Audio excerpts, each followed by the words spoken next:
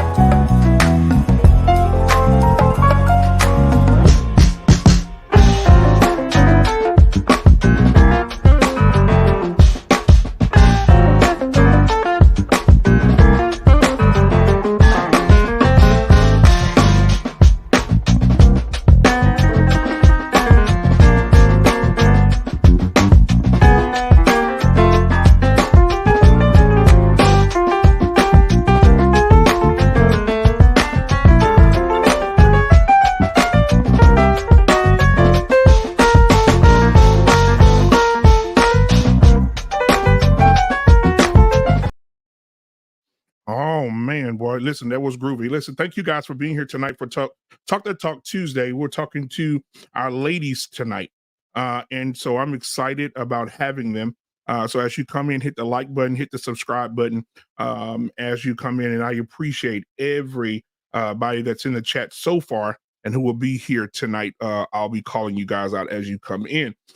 We have Tough Topics podcast in the building tonight. She's out there making that bread, making that money. And so she won't be here tonight. However, much love to her. She said, yo, BMU, where do you get this funky, groovy music from? Every show, I'll be turned up, laugh out loud. Thank you so much, Sugar. Miss Jenny answered the question and said, A magician never doesn't tell his secrets. All right, we got Miss Jenny in the building tonight. We got Lost in Translation in the building tonight supporting. All right, and we got Embrace the Grace. She said, "Good evening, King." I love Embrace. She's always greeting men with that term, and also Take Heed does it as well. And so I appreciate the women out here who, appreciate the fellas. Appreciate the fellas. All right.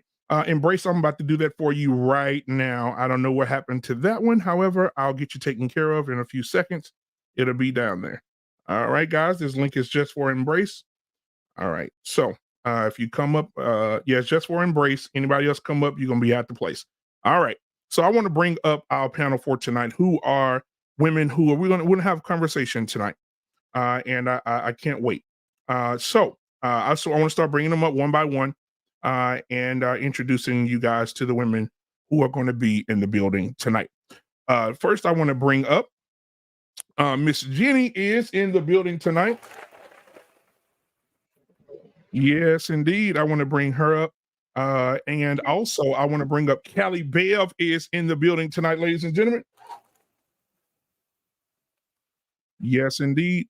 All right. And listen, I haven't seen her in so long. She got married. She had a beautiful wedding. She is amazing. Oh, it's so good to see my little sister tonight. The Blooming Ebony is in the building tonight. Good to see you. All right. All right. Now, we also have in the building tonight a newcomer over here. She supports in the chat, but this is her first time on one of my panels. So thank you so much. Embrace the Grace is in the building tonight. Thank you for being here. All right. And then we have Anissa in the building tonight. Come to rock the boat, because that's what she does. Anissa, thank you so much for being here tonight. Good evening, everyone. Good to see you, honey. Good to see you. All right. Now, let's see here. Who else we got? Oh my goodness. Guys, I'm telling you, subscribe to everyone that's on this channel, on this panel tonight that has a podcast. But if y'all have not been watching Take Heed to the Message, put a whooping on people every morning. Every morning, she is a woman who is of discipline, who has lived a life, and she's using her life experiences to help everybody else live a better life. And so I want to give it up to Take Heed to the Doggone Message. It's in the building tonight. What's going on? That's a superstar now. If y'all don't have an autograph, get it tonight, because after a year or so, you won't be able to, security won't even let you walk up to her. All right. So thank you guys for being here tonight. I want to check the temperature of the room tonight. I'll start with Miss Jenny. I want to see how everybody's doing. How was your day before we get started? So Miss Jenny, how was your day? And then we'll go around the room. Go ahead. All right. Am I coming in clear for everybody? Yes. Okay. So my day has been well. My weeks lately have been busy, but thankfully this week has been a lot slower. Coming up to Christmas, I've been able to get a lot of stuff done. I've been doing a lot of baking today. So I've just been having a good day of being a housewife. Absolutely. Thank you so much. And check out Miss Jenny. Every last Saturday of the month, she's right here on Black Men Unfiltered Network, Candid Conversations with a Housewife. So make sure you guys come and check her out as well. Thank you again, Miss Jenny. Callie Bev, what's going on? How are you today? I'm doing pretty good. Getting back into the swing of things at work. Just got out of a 7-week training class, trying to, learn new skills and everything. So Right. that's been interesting and tough and challenging, but it's over now. Just got done relaxing with the kiddos and with Hubbins, listening to some hip hop, just chilling out. All right. All right. Little sis, Blooming Ebony, what is up, girl? Oh, newlywed over there. What's going on, girl? Hey, can you hear me? Yes, I can hear you well. Awesome. A lot's been going on. I'm barefoot and pregnant. And Congratulations. Thank you. So I've been out of breath all day, but it's been a good day. Absolutely. Well, I'm glad you're here. And tell your husband, we thank him for allowing his barefoot pregnant wife to grace us with her presence tonight. I appreciate it. All right. Anissa, how are you tonight? I am doing well. I'm on vacation for have a few days off for Christmas, so I'm excited about that. So I had a very nice, quiet, relaxing day today, and I'm excited to be here this evening. All right, thank you. How's Trey? I think Trey's doing quite well. I just wanted to make sure if he's watching tonight, Trey. Embrace the Grace. Thank you so much for coming up tonight. I appreciate you for being here. How are you tonight, and how's everything going in your life today? My day was good, blessed, and it went smooth. I want to thank you again for having me and inviting me. And good evening, ladies. It is a pleasure to meet you guys. And I hope that you guys take the time to check out my channel and see what I have to offer. Absolutely. Absolutely. Last but not least at all, my sister from another mister. Take heed to the message. How are you tonight, sweetheart? I'm doing just fine. The family's good. The king is good. He's fed. He's relaxing. I just got finished aggravating him, so we good. Hey, leave him alone. Let that man eat. All right. So thank you guys for being here. If you guys just came in, hit the like button, hit the subscribe button. If you want to give to the channel, the Cash App is scrolling at the bottom of the screen. If you don't have a Cash App to give, hit that subscribe button, because it's always important to hit that subscribe button and that like button for the content. All right, guys. So I want to start out with the title of the show and where it came from, where did it start? Embraced dysfunction. I see a lot of dysfunction going on in the world today. And I know you ladies, great women here who are married and looking to be married, see the dysfunction that's going on in the world today. And I know a lot of men get on panels and talk about these things, but I think nobody could do it better than a woman who does not share in the delusion of other people and can really honestly say we do have a problem. And so Take Heed to the Message has been, I mean, she has been really on it. Miss Jenny, Blooming Ebony, I know she's barefoot and pregnant, but she is also a person who stands for marriage, family, nuclear family. And so I'm just so proud of you and what you've accomplished with being married and now starting your nuclear family over there. So, but I just, just being around and seeing everything that's going on, I wanted to go over some things with you guys. I got a few videos I want us to react to on some of the things that we're seeing. When I said embrace dysfunction, a lot of popular people, a lot of average people, they just see dysfunction now and it's okay. And I'll give you one before we go into the first video. We're going to baby showers now, and the baby shower, everybody's paying for baby showers. Nobody's paying for weddings. And when you go to the baby showers, there's no father present. There's a huge chair sitting in the middle of it, gifts everywhere. And the person that's supposed to be there is not there. The father's not there, and we encourage it. We celebrate it. But I think that we should start speaking up about it. And I think that Take Heed had a great show about that last week. So make sure you check that out. However, I want to get to the first video that we can react to. And I know this is some of y'all's sister. So this is going to be hard to watch y'all sister. But I have a video of your sister, and I'm going to play it for you. And I want you guys to react to it. Here she is. Women have been manipulated out of trusting their sixth sense. They have been, and so they've been gaslit. Oh, you crazy? You're over emotional. And so one of the things that women have to learn to do is to trust themselves. And males have to have enough humility to allow themselves to be influenced by the woman. But because men don't have respect for women, they will not allow themselves to be influenced by women to become better men. They just won't allow it. Women have been Embrace the Grace. You're a guest tonight. I will allow you to go first. What is your first impression on hearing that? Agree, disagree, and why? I would have to disagree. Due to the fact that if you're with your man, you're supposed to trust the man to lead. And as a result, if you're going to trust him to lead, you got to allow him to lead. Yes, we influence our men, we uplift them, and we encourage them. But at the end of the day, sometimes you got to let them fall so they can see their fallbacks. With men not trusting women, let's go back to the old faith, who are raising these men. I mean, we want to really get to the root of the problem. Who are raising these men that are not respecting women? So it just goes. There's a lot of layers to this. This is really loaded. But I think that it does start with the man and then the woman believing in the man. Do men listen to us sometimes? Do they take heed to us sometimes? Absolutely. But we have to set that trust. We have to set that safe space for them, because they were taught all their lives, you know, women ain't this, don't trust women, they manipulators. So it's like a catch-22. Thank you for that. I appreciate it. Anissa, what are your thoughts? Agree, disagree, and why?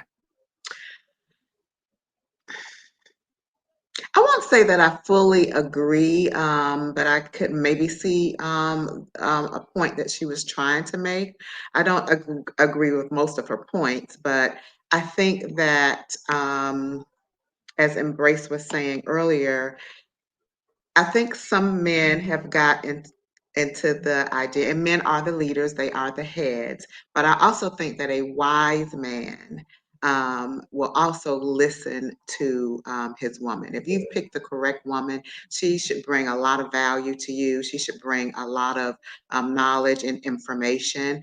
So you definitely should be listening to her and definitely taking her into consideration. Although at the end of the day, you are the leader and you make the final decision. But sometimes you have men that, you know, totally want to shut that woman completely out because she's a woman and she's emotional and, you know, all these other things, as if she can't bring value to any and every situation. So I think wise men are able to incorporate that woman into the decision-making process. So.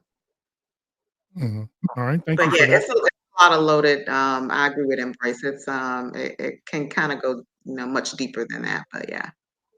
All right, thank you. I think I appreciate that. The Blooming Ebony, agree, disagree, and why? Well, I agree with the two ladies that went before me. It's kind of hard to say agree or disagree. It's I don't really know what question she was answering necessarily. What makes it difficult is that how broad women and men talk nowadays, with this like general like respect women, trust women. If you get married, you should trust and respect your wife.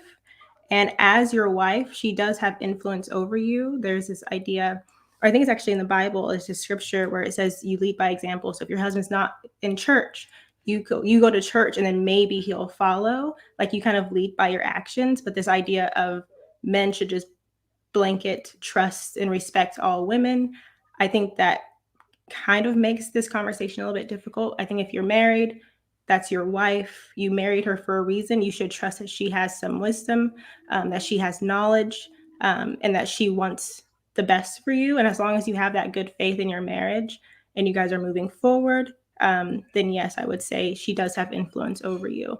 But it's not necessarily like you're bowing down to her and listening to her. It's more so you see it in her actions, and then you go to her because you've seen her kind of develop into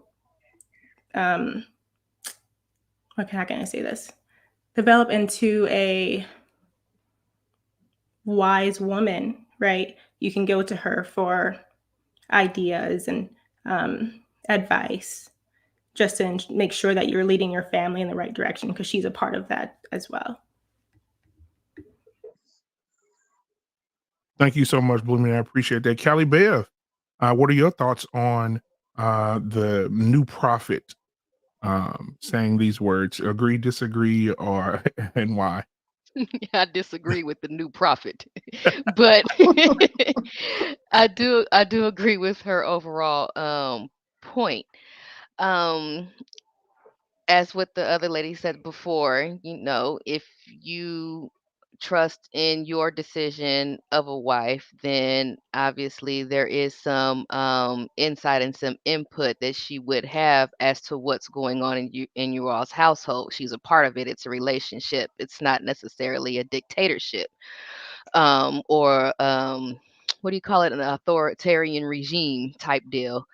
um I would say the best outcome is to take the insight of both people, although he is the one to go ahead and pull the trigger on it. A person would be wise to, you know, and then it's the saying, two eyes are better, you know, four eyes are better than two.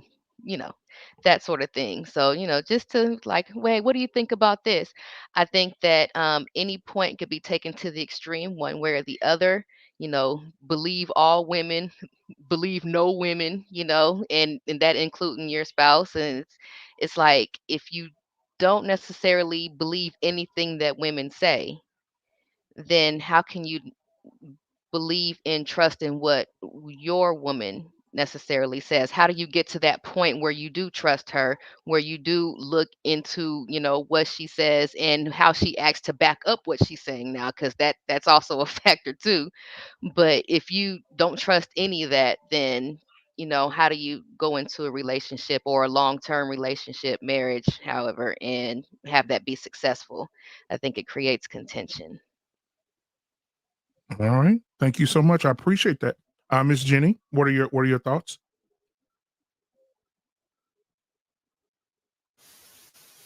Oh, okay.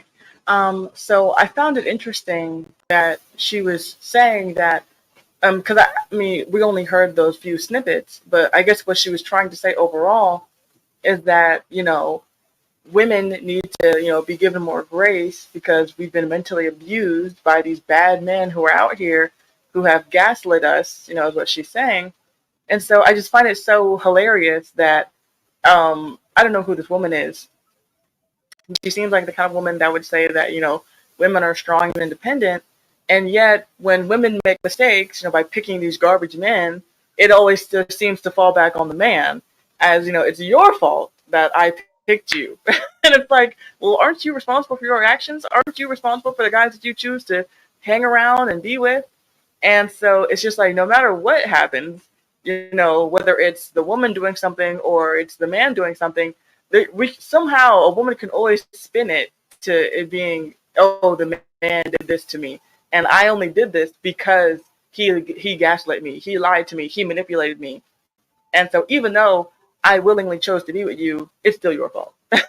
So I thought that was pretty funny. Absolutely. Thank you, Miss Jenny. Take heed to the message. After watching The Prophet, what are your thoughts? So Priscilla the Queenmaker, that's her name. This woman is an imposter. This woman is a disease to Black women. And whatever the question they asked her, she didn't answer the question. She had went high sight on the other side of the room and came with this broad statement and tried to make it sound like it's good. So anything that she says that come out her mouth is always a lie. But I'm going to say this. When you are dating a woman and at that time you're dating her, you're vetting her. So when you're dating her, you already know her MO. So when you marry her, you already have that understanding. You already have that trust in her that she makes great decisions. So yes, you would take heed to what she would say because when you were dating her, you vetted her so she understands the assignment. But you always want to remember while you were dating her, you want to know that she's going to rock with your plan. You understand? She's going to come on board. So if she was doing that when you were dating her and she gave great advice and she didn't steer the ship wrong and both of y'all are on one accord, then yes, you are going to understand it. You're going to take the advice if she give it, but ultimately it's up to the king to finish it. But anything from her, she will go way left. So I can't rock with her. But I will say this, vetting is the key when you're dating. So that when marriage comes, it is an easy cakewalk. Not an easy cakewalk, but with the understanding that she knows the assignment. That's just my take. All right. Anybody want to address anything anybody else said on the panel? All right. So I'll give you, I know it's late now. I'm sorry. I just got it. I think that This lady is, I think she's a hurt individual, but everybody knows that. That's nothing new. But I think that she is, she's just a horrible human being at this point. And she's dragging everybody down with her. And she wants, and my grandmother used to have a saying, misery loves company. And I think that she wants to fill her boat of misery up with a whole lot of women who have potential to be great wives and great mothers. And so you have to be careful when you're around those people like that. People, I'm telling you, people get influenced by that and they just turn into something different. So let's just make sure I know you guys don't have that problem. But ladies out there, if you're listening, please, please, please don't become a part of this trash. All right. So I want to move to the second video because I think, Take Heed, you had something on this video. And Just Hilarious had something to say. And Just Hilarious said that women should be lioness and go out and get the man. Just go get him. And I'll let you hear it from her mouth. Here she is. So, your new boo. Yeah. How? Okay. He owns his own trucking company, and he was actually in town on meetings, and I saw him at a restaurant, and I go after what if I'm attracted to somebody. You a lioness. I will let you know. Yeah, I'll let you know I'm attracted to you. Like, you look good. You're attractive. I find you attractive. Let me buy you a drink. Or, do you drink? Shit, why we can't do it? Jessica. What? Miss Moore. Let me tell you something. That right there is fucking impressive. When I'm in fellowship, I usually ask the question to my beautiful queens, right? So, yo, have you ever approached a man? Hell no, I ain't ever approaching them. I'm the catch. They need to be approaching. It don't matter how manly that you may be, men still need help. We don't know if you dating somebody or messing with somebody respectfully. So it will help. It's too much to process as a man. So men need help. So. My Lord. Before we get into this, I want to welcome my sister. Y'all probably see her pretty face in a minute. This is my brother's wife, Mother, just joined us tonight. So it's good to see her tonight. So what's up, sis-in-law? What's going on, sis? Hey, everybody. I'm sorry I'm late. I had to work late tonight. No problem, no problem.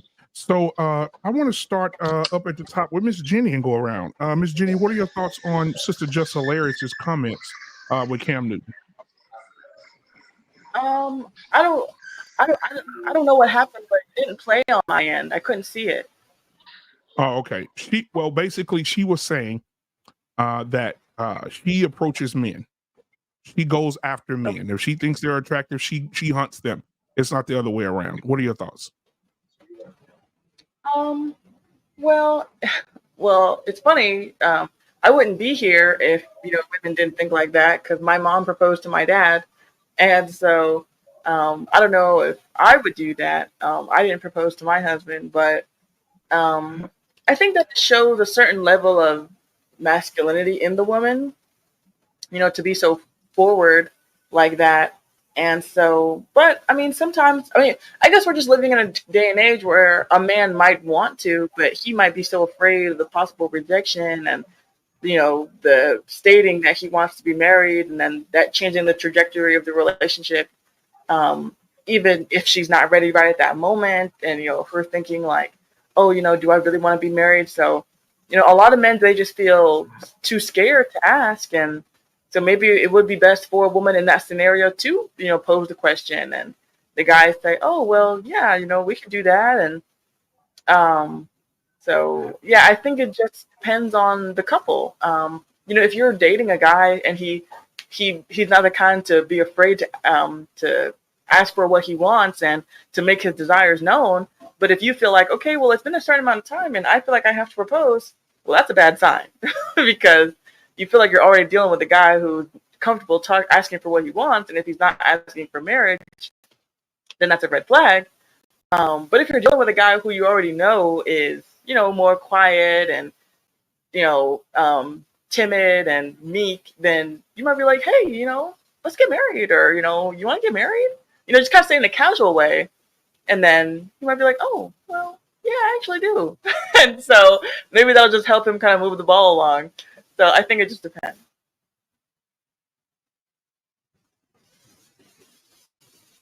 Callie Bear, what are your thoughts on Sister Just Hilarious' comments? I can't say that I haven't done any approaching many moons ago. I have. I don't necessarily think there's anything wrong with it in and of itself. It is all about the approach. Like as a woman, I don't know if I would come off as strong, like, hey, let me buy you a drink in the classic, in the classic man lines per se. I'd probably come up with my own jokes. I tend to use humor to crack the ice and everything. So to strike up a casual conversation or anything, crack a couple of jokes, and then maybe ask for the number like how I used to do in high school at the mall. It's I mean, I don't think it's necessarily as much rocket science as it is just, talking to people that you just happen to be attracted to and going from there, testing the waters. Blooming Ebony. I think it works for some women. I don't think people are gonna like me saying this. I do think that women that are more, I guess, dominant in that sense, that approach men in that way, typically attract a certain type of man. He's just maybe a little bit more passive, whereas women that don't let men kind of approach them or find different ways. Like I wasn't the type to approach, so I went to online dating. That's how I let men know that I was available and was interested in them. And then they would message me, and that was kind of how things were initiated.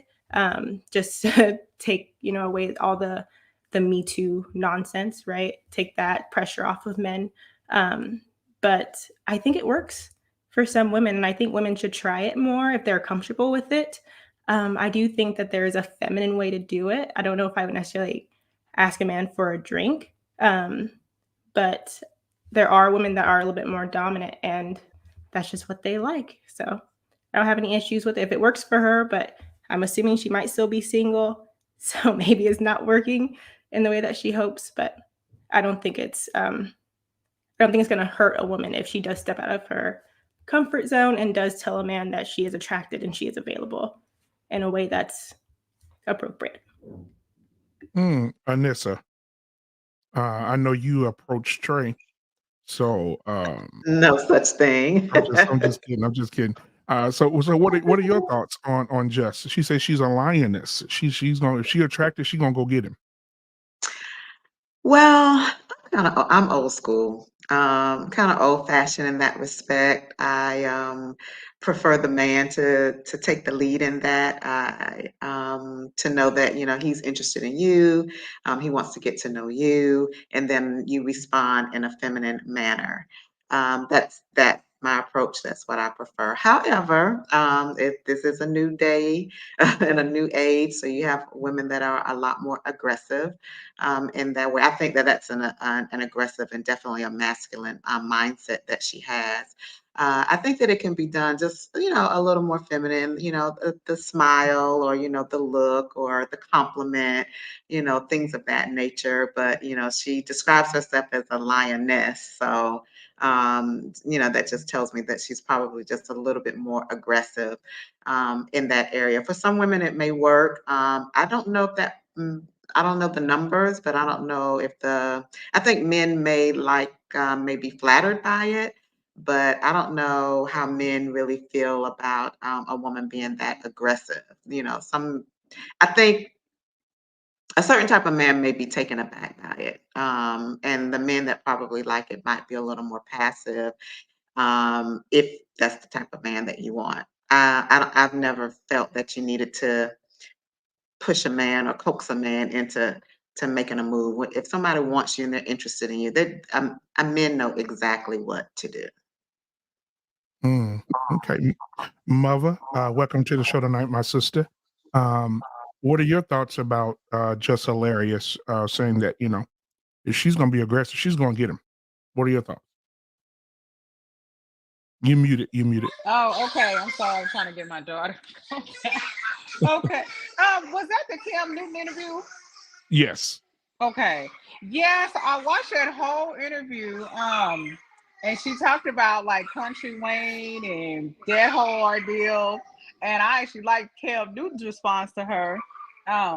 Just a little bit away from your question, but I don't know. I guess I had a little more context because I looked at that whole interview. This is just I'm more traditional. And so to me, it was just the way she came off. I don't think it's anything wrong with a woman approaching a man that she's interested in or even pursuing him. We have a mutual, I got a sister in Dallas that she kind of went after her husband and he picked it up from there, but she was the one like kind of slid into DMs first. And they've been married like 8-9 years. So I don't think it's anything wrong with that, but it was the way that she was saying it that just came off real masculine. Like she basically made it sound like if she see a dude that she like, hey, let me buy you a drink. And I don't know. I mean, some dudes might, they might find that attractive, or as like an assertive trait. But I think there's a lot of dudes that would kind of be off-putting because it does come off to me very, like masculine. And I think that's why, as she was describing the whole thing, with Country Wayne, it makes me wonder, like, okay, well, is this the way you came at him? And so is that, kind of why that dynamic, it was a lot of factors involved in that. But as she was describing, like kind of her approach, that made me wonder, is that maybe why, like she's not really having successful relationships? And again, not to say that that's the reason, but it just sounded like her approach seems very masculine. And like I said, I'm very traditional. I don't know if I would ever come around to to each his own. I see lots of beautiful proposal videos where the woman is proposing. I don't think it would ever be for me, but to each his own. So I'm sure some of those couples go on to live happy lives. I heard another panelist say to her parents that her mom proposed to her dad. So clearly, it's possible. Like I said, it's not for me, but I'm very big much on live and let live. And if that's working for you, then keep going with it. But in Jessie's case, it doesn't seem to be working for her. And I'll say this because, you wouldn't go approach my brother with that. No way. My brother is, me and my brother, we don't, me and my brother, we don't take all that. So you had the right answer because I know he watching. Big brother, I know you watching back there. He's very traditional too. Absolutely, yeah. He ain't gonna allow you to come up to him and tell me, hey, come here. Come on now, my brother Tony. Shout out to Tony. Take heed. I'm gonna let you go last because I know you're gonna drop a bomb, a Hiroshima. Embrace the grace. What are your thoughts about? Are you embrace the grace? Are you going out saying, hey, come here, fella? Absolutely. I'm a go-getter. I see something I'm like, I'm going for it. What's the worst that can happen? He can say no. See, a lot of times us women, we miss out on a lot of good things. We'll go for that job. We'll go for that promotion. We'll go for that college degree. But you're not going to go for that man that you want because if you don't, I will. And then a lot of men are not taught how to approach women. A lot of men are not taught how to deal with rejection. So if I see a gentleman across the bar and he's staring at me and I'm looking at him, what are we going to do? Look at each other all night? I'll break the ice. I won't go as far as proposing or anything, but I'll send you a signal. I'll tell the bartender, hey, find out what that gentleman is drinking and send him a drink. See, that's giving him a sign. And then if he accepts the drink, he's going to come over and talk to me and boom, we on. If he doesn't accept it, that's okay too, because for every no, there's going to be 3 yeses. So I feel that, there's 3 types of people that see things happen, people that let things happen, and people that make things happen. I'm in a relationship right now for almost 1.5 years. Why? Because I approached him first, but then he took it over after that. Sometimes men need that little sign. They don't have that confidence, or they're scared, or they just wasn't taught. They have no game.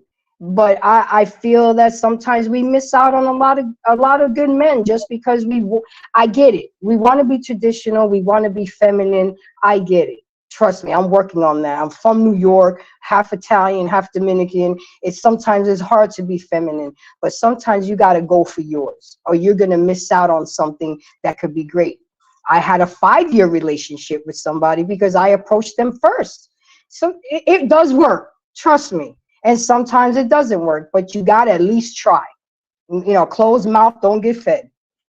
Embrace the grace. I hear that New Yorker in you. And, I want to pause for a second because I really want to hear you say, run me my money. Because because when you say run me my money, I'm gonna have to clip it because I like the way, your accent is. So can you just one time for me, just say, run me my money.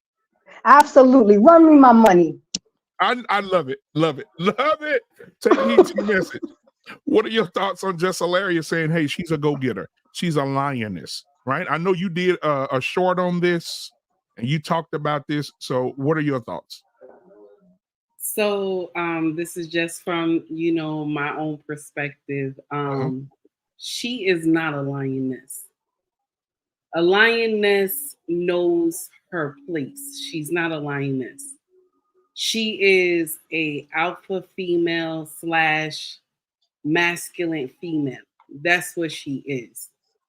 And I dislike Cam for even calling her a lioness, because I know true women that I rock with that are lionesses, and she's not one. Because all the nonsense, even what happened with her in Country Wayne, you feel me? How he did buy her that house that she lives in. And she tried to act like she didn't know that this brother was married at the time when she was messing with him. And even though him and his wife may not have been together, I'm quite sure Wayne, Country Wayne is the type of man that he gonna tell what's going on. You see how he run his mouth. He gonna tell what's going on. He's not one of those men that hide stuff. And I like Country Wayne, but we gonna call a spade a spade. He is a true Pookie and Rere, but he's trying to come into his kingdom. So he's getting better at it as he gets more experience with raising his children in his household. So he's getting better at it because he's one of those ones that he dropped babies everywhere. So, and that's not good as a man. You don't drop your seed everywhere. Your seed should be in one household. And I think we have to understand that as well as women too. Don't try to be baby number 3, number 4, number 5. We got to learn that too. But her whole demeanor just irks my nerve, because she sit up here and she says, oh, I'm a lioness. After Kim agrees, she shouldn't even say that. She should just say, okay, well, I don't know if that's me. Or she could have said something else, because a lioness knows her place. And when they had an interview about her and Wayne doing a show together, she was telling Wayne, oh no, I put asses in seats. You Bill Cosby. You know what I'm saying? I do she said, I'm more rougher than you, tougher than you. So I'm supposed to make 50-50 with you. Mind you, if it wasn't for and for Country Wayne, nobody would know her. This is the truth. But she wanted to go 50-50 with him in the processing of the money, and they together. So the money it's still gonna allocate to the house no matter what, because this brother bought you a house. You didn't have to pay anything in this house. But once she got to the level of she don't need him no more, she dismissed everything that he has done for her and try to act like she didn't know he was married and all this, try to act like she didn't know nothing. So she's a snake in the grass. I can't really rock with her. I can't rock with her, because a lot of things happen when we women act like we don't know. You understand? The world, if we act like we use our FBI sense and our CIA sense, a lot of foolishness would not happen. But we walk in blindly. You know what I'm saying? When we do stuff sometimes.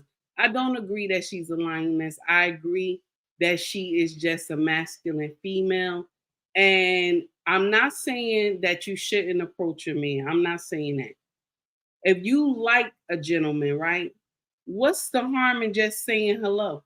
How you doing? My name is so and so. There's no harm in that. I'm not gonna buy you no drink. I'm not gonna buy you no drink though. That sounds like something out of the movies. I'm not gonna do that. And that's not even showing you that I'm feminine. I'll just walk up to you, say, "How you doing, sweetie?" Just like that. Just like that. "How you doing, sweetie?" And he look at you, say, "Oh, so what you doing over here?" Then that gives him the understanding that you like him. You know what I'm saying? I'm not gonna buy you no drink, so now you think I'm some type of masculine female, because that breathes it right off you when you do that. So when you get this man, he gonna be like, "What the hell?" You know what I'm saying? So some men don't take it as it's good. Some men take it as, "Oh, she trying to be masculine. Why she buying me a drink?" Now, when you get into a relationship and y'all doing things together, then yeah, you know, it's nothing wrong with paying for the date. I don't believe there's nothing wrong in it. You get together, you do things together. But for your first initial meeting, it shouldn't be you buy him a drink, baby. You should go up to, "How you doing? My name is so and so," and touch him lightly on the hand. "My name is so and so." That's how you do. You know what I'm saying? But in the Western world, they teach us that this is okay to be masculine. That's just my take on it. Yeah, and thank you for that. I see Trey is now here, so if y'all see Anissa smiling extra hard up there, uh, her boo is in the chat. So good to see you tonight, Trey. I see you down there. He said, "How many glasses of wine has Anissa had tonight?" Nissa, I guess he's setting you up for something greater later. But anyway, we'll get back to the show. Anybody have any comments about anything anybody said on the panel? Agree, disagree with anybody? Anybody have anything they want to say? I I like had something I wanted to. Oh, go ahead. Okay, Go ahead. great. I can go after you. Oh, okay. Just real quick, I want to broach what Embrace the Grace said about how, you know, you're going to miss out on a lot of good stuff if you don't at least kind of show some initiative. And so I think that that's good. And it also kind of tacks along to what Take Heed was saying, was that it's not about being a lioness or being aggressive, but you should send choosing signals. That's what I've heard some red pill creators call it, which are just letting the man know, like, you know, "Hey, I am interested." And so you don't have to go up and say, "Hey, let me buy you a drink," or "Hey, here's my number," and just like walk up and hand it to him. But you can just, you know, make it easier on him, because it is his kind of role to do the approaching. But, you know, it's a jungle out there, so he doesn't want to walk up to some woman and then get maced. Okay, so you can make it easier on him by, keep looking over at him. So he's like, "Oh, you know, maybe she's into me," or, give him a smile, give him a wave, something a little subtle, to where you're not, being overbearing and aggressive, because like some men in the comments were saying that is off-putting. But just to let him know, give him a sense of ease, because like, okay, this is a good target. I can go in and everything's gonna be fine. So I think that was good, that what y'all were saying. Yeah. I just wanted to add one thing. Again, what Jenny said, I think it's very acceptable choosing signals. Like I said, you can smile, you can be flirty, the touch on the hand, or, "Oh, I love your suit, you're looking nice tonight," or whatever the situation may be. You just don't want to take it too far into being aggressive. I don't think we should be making it any easier for these men. Let these men be men. They know how to approach a woman. They know how to go after the woman they want. So you don't have to coax them and help them and, "Oh, maybe he doesn't know." Men know how to go after what they want. So stop making the excuses for them. Let these men be men and let them show up as men. Yeah, I agree with that. I mean, I think it's in a man's nature, like, to be a hunter, right? And to go after, what he actually wants. But I think it's in our nature too, femininity. If it was ever a man I was trying, I knew how to make myself seen. We just have that feminine energy, my perfume, all those things. I knew how to make him attracted to me or how to make him notice me without even saying one word to him. And like y'all said, or if I did need to say something to him, I might be like, oh, nice suit or a compliment or whatever. But I even like embrace, even what you were saying, embrace the grace. I even like your approach. To me, that was still more feminine and softer than what Just Hilarious was doing. Maybe telling the waiter or the bartender, like, hey, send him a drink over there. To me, that's still softer and a bit more feminine than approaching a dude and being like, hey, what you drinking? I think from, Just Hilarious, it was the whole feminine piece that was mentioned. I mean, that was missing. But for me, like I said, as women, we have that feminine energy and we know how to make a guy notice us. If it's somebody that we're interested in, we know the things to do to get him to notice us and to, like pretty much have him interested. I believe in the small talk. Small talk is a good way to even fill out, because if you feeling him or not, but it's a good way to fill out whether he's kind of feeling you or if he's interested. Now, if he's just giving you dry one word answers, then to go ahead and keep it moving. I definitely used to operate what Embrace the Grace was saying, like, what's the worst that he could say? No. Okay, he said no. Now what? The world's not going to end. The sky's not falling, or anything like that. You'll live. That feminine energy is very powerful. Some women, we don't understand how much power you bring in with that feminine energy. When you walk around, you have a beautiful outfit on, you smell good. That white diamond is flying everywhere. You know what I'm saying? That feminine energy makes a man run wild, honey. Not that masculine energy. They have a problem with that.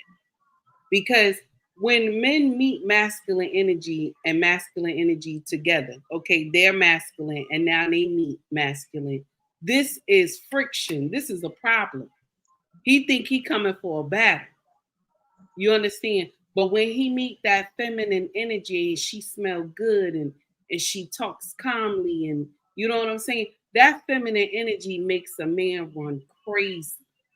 And only why I say that is because I have used this many times, even before when me and my husband was dating, and I still using it.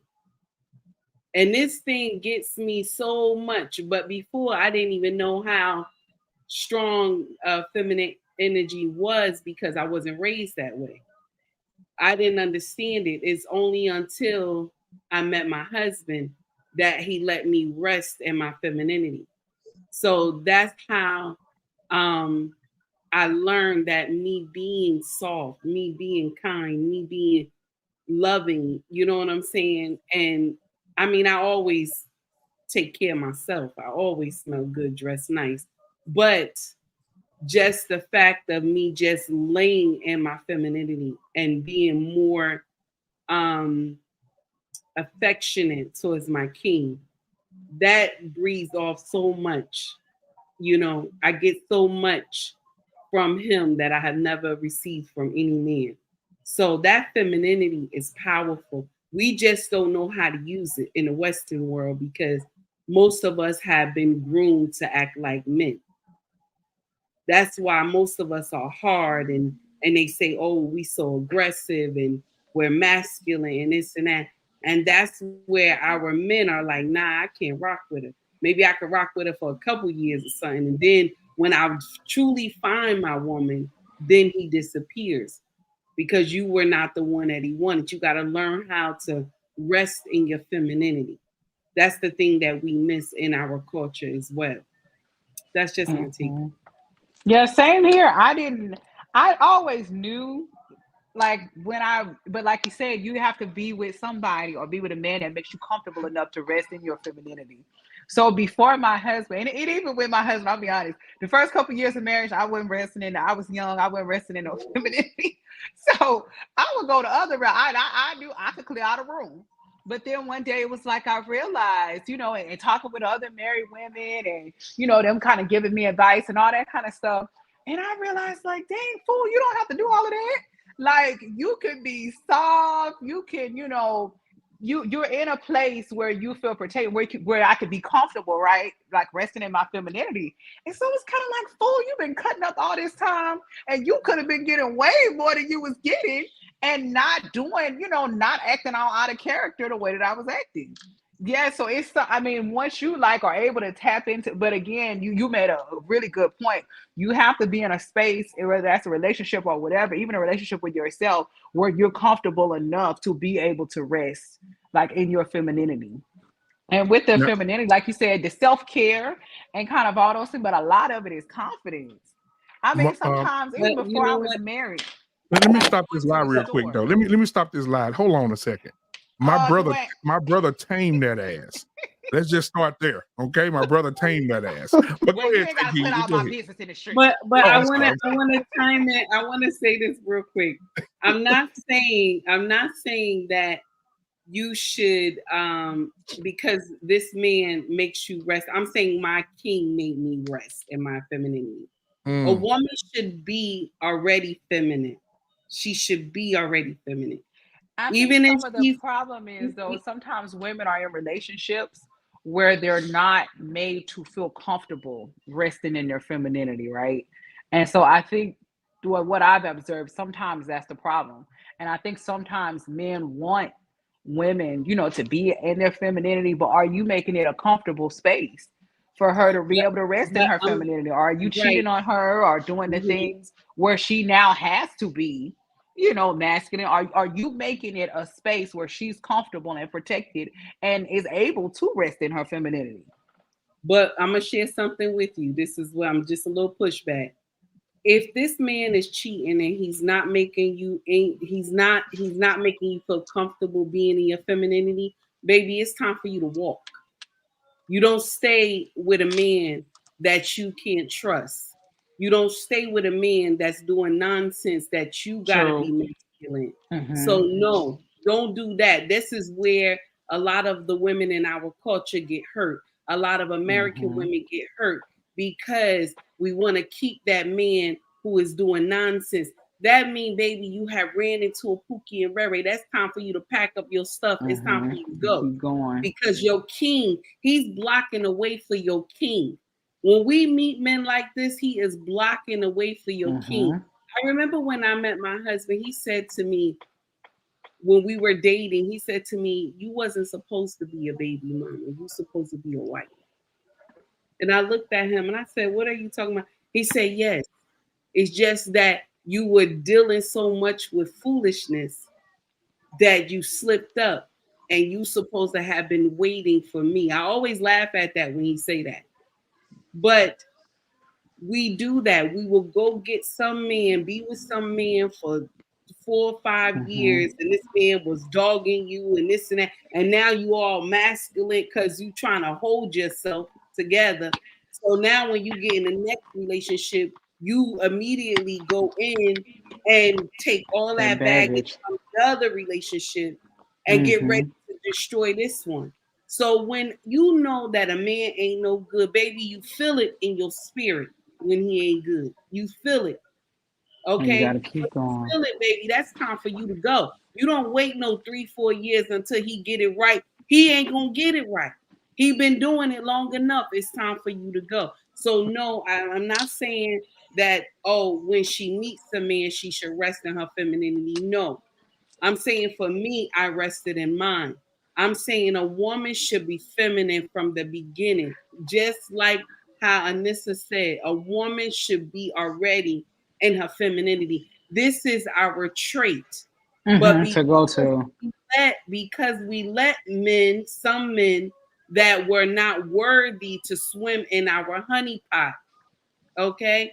We have become masculine because you taking on the traits of this man who was rocking you and you was falling from the chandelier. So no, you supposed to be in your femininity. Yeah, I agree with that. I agree. Well, that's why I said too, even with a relationship with yourself.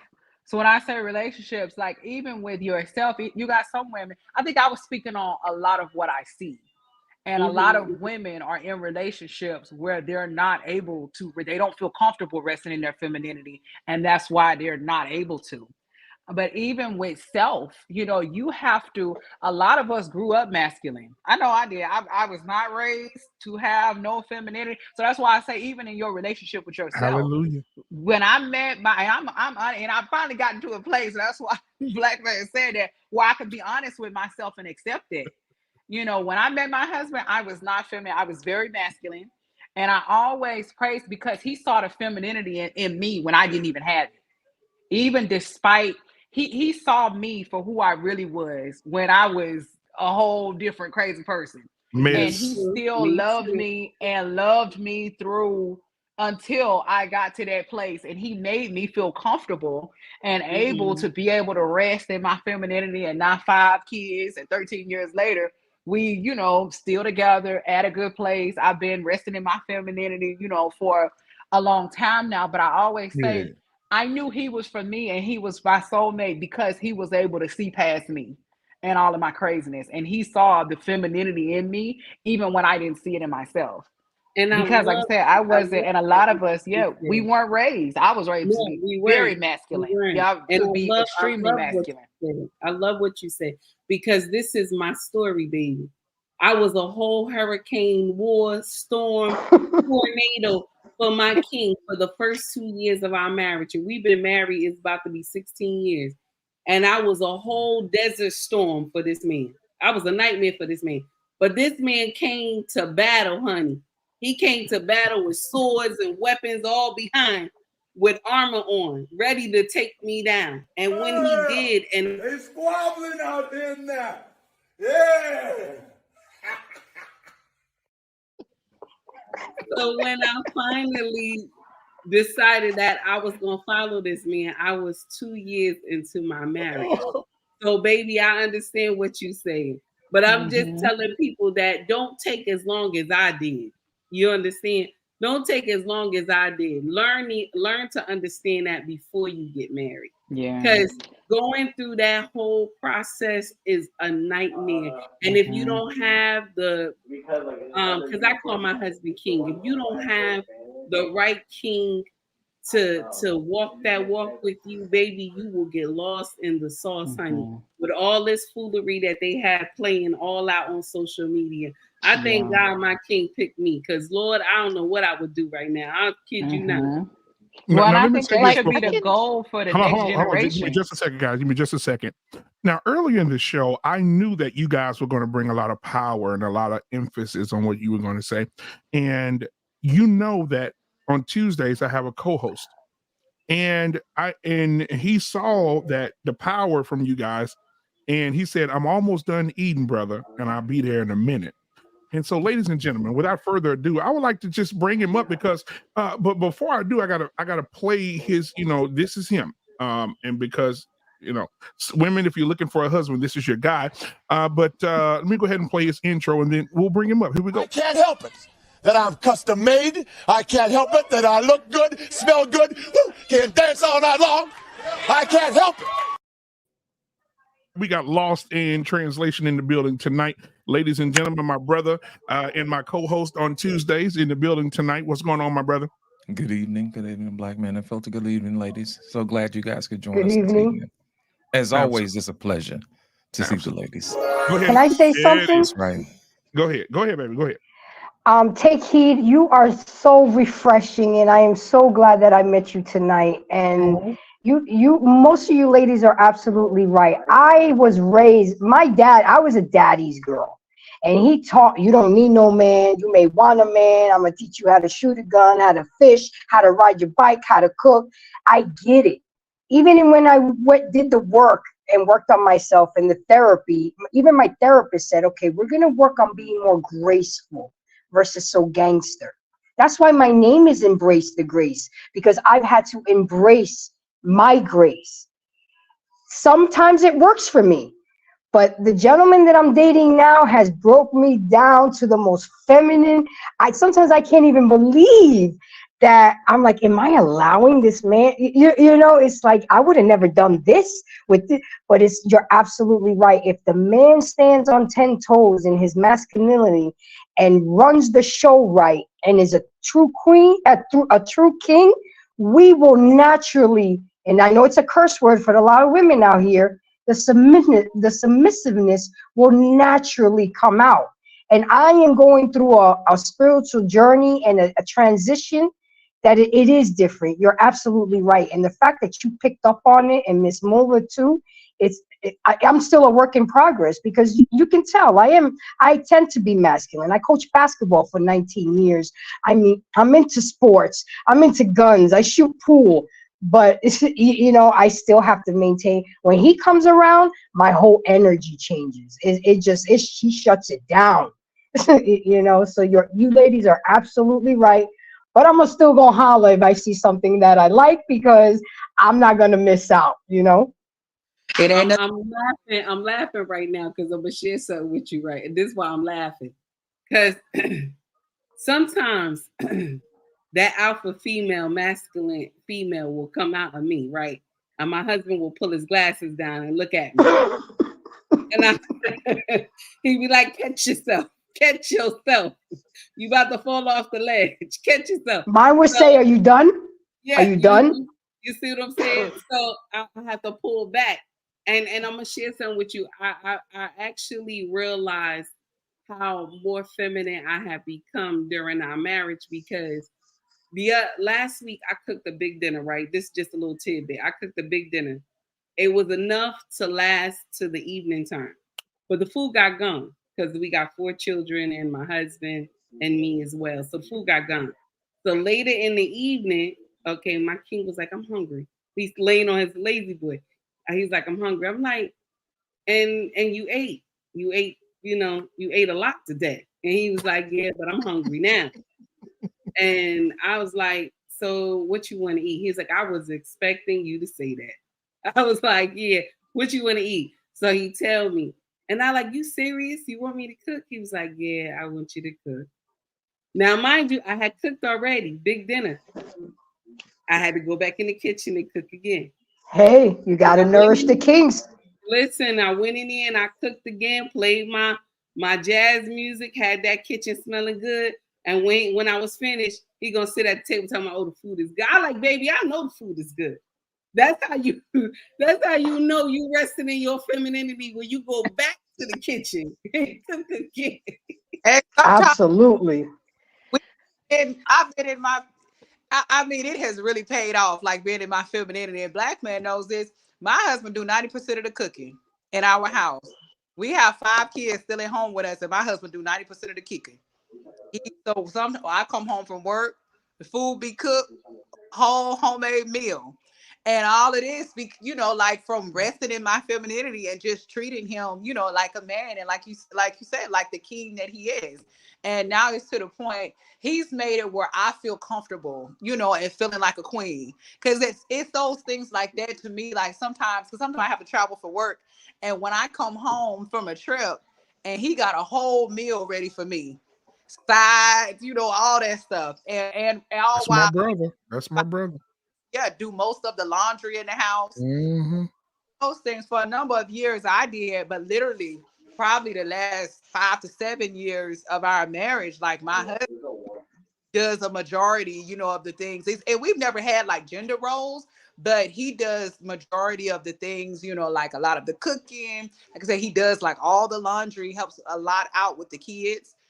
And it's like, wow. And I think like, oh, if I was still being masculine, it's no way that he would be doing all those things. So I really sit back sometime and think like, wow, if women really crack the code on that, and I tell all my friends, even my nieces, because I really want to train them up with this next generation. It's so much social media is out here making them feel like city girls is the way to go, and it's really not. And I tell them all the time, like, so I'm trying to train them so they already have the edge. And like you said, Taki, like they already feminine. They already rested in their femininity. So I'm really trying to train them because I'm like, that's the code. If a lot of women realize that, hey, that's the cheat code. we done already cracked the code. This is how you do it. I think it would be a lot of more women in successful relationships, right? And all of that, Absolutely. it's not even, the confidence too plays like a big part in that. So I try to instill, that in my nieces and also in my daughter, like to have that confidence piece there, really be able to rest in your femininity, because all of that plays a part. I know I've been out before looking like a whole homeless person, and men are still, because it's the confidence that they're attracted to. It's your aura. Femininity is all of those things. Self-care is a big component of it, but it's your confidence, it's your aura, it's all of those things. Just being able to bask in your femininity, that's what's attractive to men. Well, I'm gonna say this real quick. In my house, we go by the natural order. In this house, in my husband kingdom, we go by the natural order. I always mess up when I say my house, but in our kingdom, okay, in my husband kingdom, we go by the natural order. So I'm the one, and we accept the gender roles. I'm the one who does everything inside the house. I'm the one that makes sure the house is calm and cool and collected for him. I'm the one who puts the plates on the table for the food. If my husband does come in the kitchen and cook, it will be because we're doing traditional dishes from Nigeria and I'm assisting him. But generally, I'm the one who handles everything in the house. And I still rest in my femininity, and I still know that I'm queen. And even though I work as well, I still make sure he has a hot plate on the stove waiting for him when he come home from work, even if I'm at work. So mine is a little different, but yeah, I just wanted to put that little tidbit in it. I say ain't nothing better than having a man that likes to be on the grill, because you basically get summers off from cooking because he's gonna be outside on the grill every weekend. A whole bunch of meat. All you gotta do is fix the sides, and it's all good. But no, I think that just mutual respect and reciprocation goes a long way. Nobody wants to be in a house where you're necessarily battling each other for, trying to have the last word, or trying to be right. Put it like that. Um, and I think that's where a lot of the contention comes from, and I think that's where a lot of people miss out on trying to please the other partner, no matter what it is. So even if, I am the main one that, does the cleaning in the house, he won't mind helping out and doing some of the cleaning because he knows that I'm doing the best that I can. I'm putting forth my best effort, even if I, can't get to them all, or can't get to everything all in one day. He's more than willing to help out with that kind of stuff, or more than willing, okay, you can go ahead and sit down. I'll go ahead and I got dinner tonight. That kind of stuff, where I'll put my own clothes away this time, things like that. A lot of just mutual respect and reciprocation can take you way further than trying to break it down into a complete science as to who's supposed to do what and when and why. Yeah, you made a good point. You got to take ego out of it. You'll never have a successful relationship if either parties have ego. You have to take your ego completely out of it, out the picture. Now, I will say this. I have another video for y'all because I'm finna rock the boat, and I know Lost in Translation came to. I think he already punctured the bottom of the boat when he came in. So I want to play this video for you guys, and I want you guys to tell me what you think, and then we're going to get to the meat of the conversation, embrace dysfunction, because I want you guys to hear the person in the last video we played tonight. I want you to hear this person who is renowned around the world. Everybody knows this person. And they said something to probably 20,000 women at one time. And I just felt like, damn, they done ruined another culture. All right, but I'm going to play this one first, and then we'll play the last one. Here we go.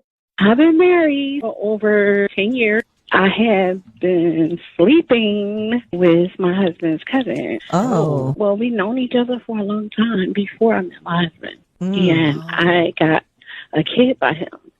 Wow. So whose kid does your husband think it is? His. He thinks it's his baby. Oh, my God. He don't know it's his cousin. Wait a minute. So you have a child by your husband's cousin. But your husband is doesn't raising know it as though it's his own. Oh, my gosh. Yep. So what does the cousin think about all this? Is he wanting to like reveal anything? Do y'all feel like coming clean, or is this to the grave? No, to the grave. How close is he with his cousin? Close enough. And you intend to stay married though? Yes. Are you still sleeping with the cousin? Hell yeah. Yeah, that's how. Look, well, this is not gonna get any better. But if Maynard was here, Maynard would have lost his mind. Maynard would have had a fit.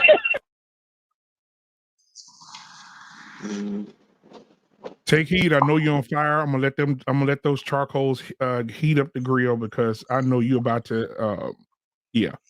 Callie Bev, I'm gonna let you go first on this one. What are your thoughts? This is just a hot ball of mess. It's mess all the way around. And then she's still sleeping. Look, I don't know how much people's hearts can hold, how much weight they can hold, but that's a heavy one. That is too heavy for me to be trying to keep. You got to keep secrets, and it's just too much. I don't have enough brain capacity to be holding on to all of those secrets and doing all this sneaking and all that kind of stuff. It's not even worth it. How did she say how old the kid was? The kid's pretty old though. Oh, I think the kid's like middle age, probably 10, 11, maybe. This is that mess. Yeah, it is. Miss Jenny, what are your thoughts?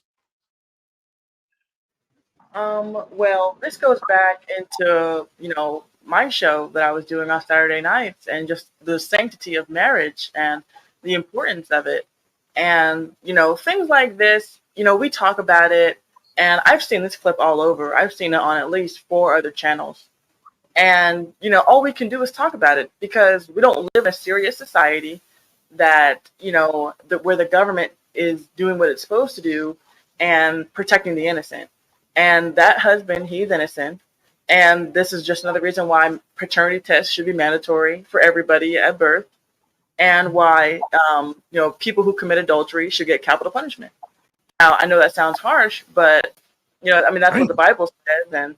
And that would clear up a lot of this, because that man, he's living his life and he's just he's being subjected to this. People are laughing at him all over the country, and he has no idea, and he's being an embarrassment and a laughing stock, and it's not his fault, and he shouldn't be subjected to that. And so we should have a government that takes marriage seriously. And if we had a government that took marriage seriously, then we'd have a society that took it seriously. And we wouldn't have stories like this where we can even sit around and hear this kind of debauchery go on. And it's a disgrace. And, all we can do is kind of shake our head, but it's sick and twisted to do something like that to someone that you claim that you love. And you know what I figured out though? I was listening. I know you guys probably know Jamal Bryant if you don't Google him. Jamal Bryant had something to say about women like this. He said, "These hoes ain't loyal. You gotta find somebody." So he ain't never lied. Yeah, my God. And so Blooming Ebony, if this were your cousin, your friend or your sister in this situation, what would you say to this woman? Oh, I honestly can't answer that question. So I took a break from the manosphere so I can create my own delusional world where women like her didn't exist, because I just can't. I can't. If it was someone I knew, I'm telling everybody except for the kid. I'm telling the husband. I'm telling him how much they suck. I couldn't.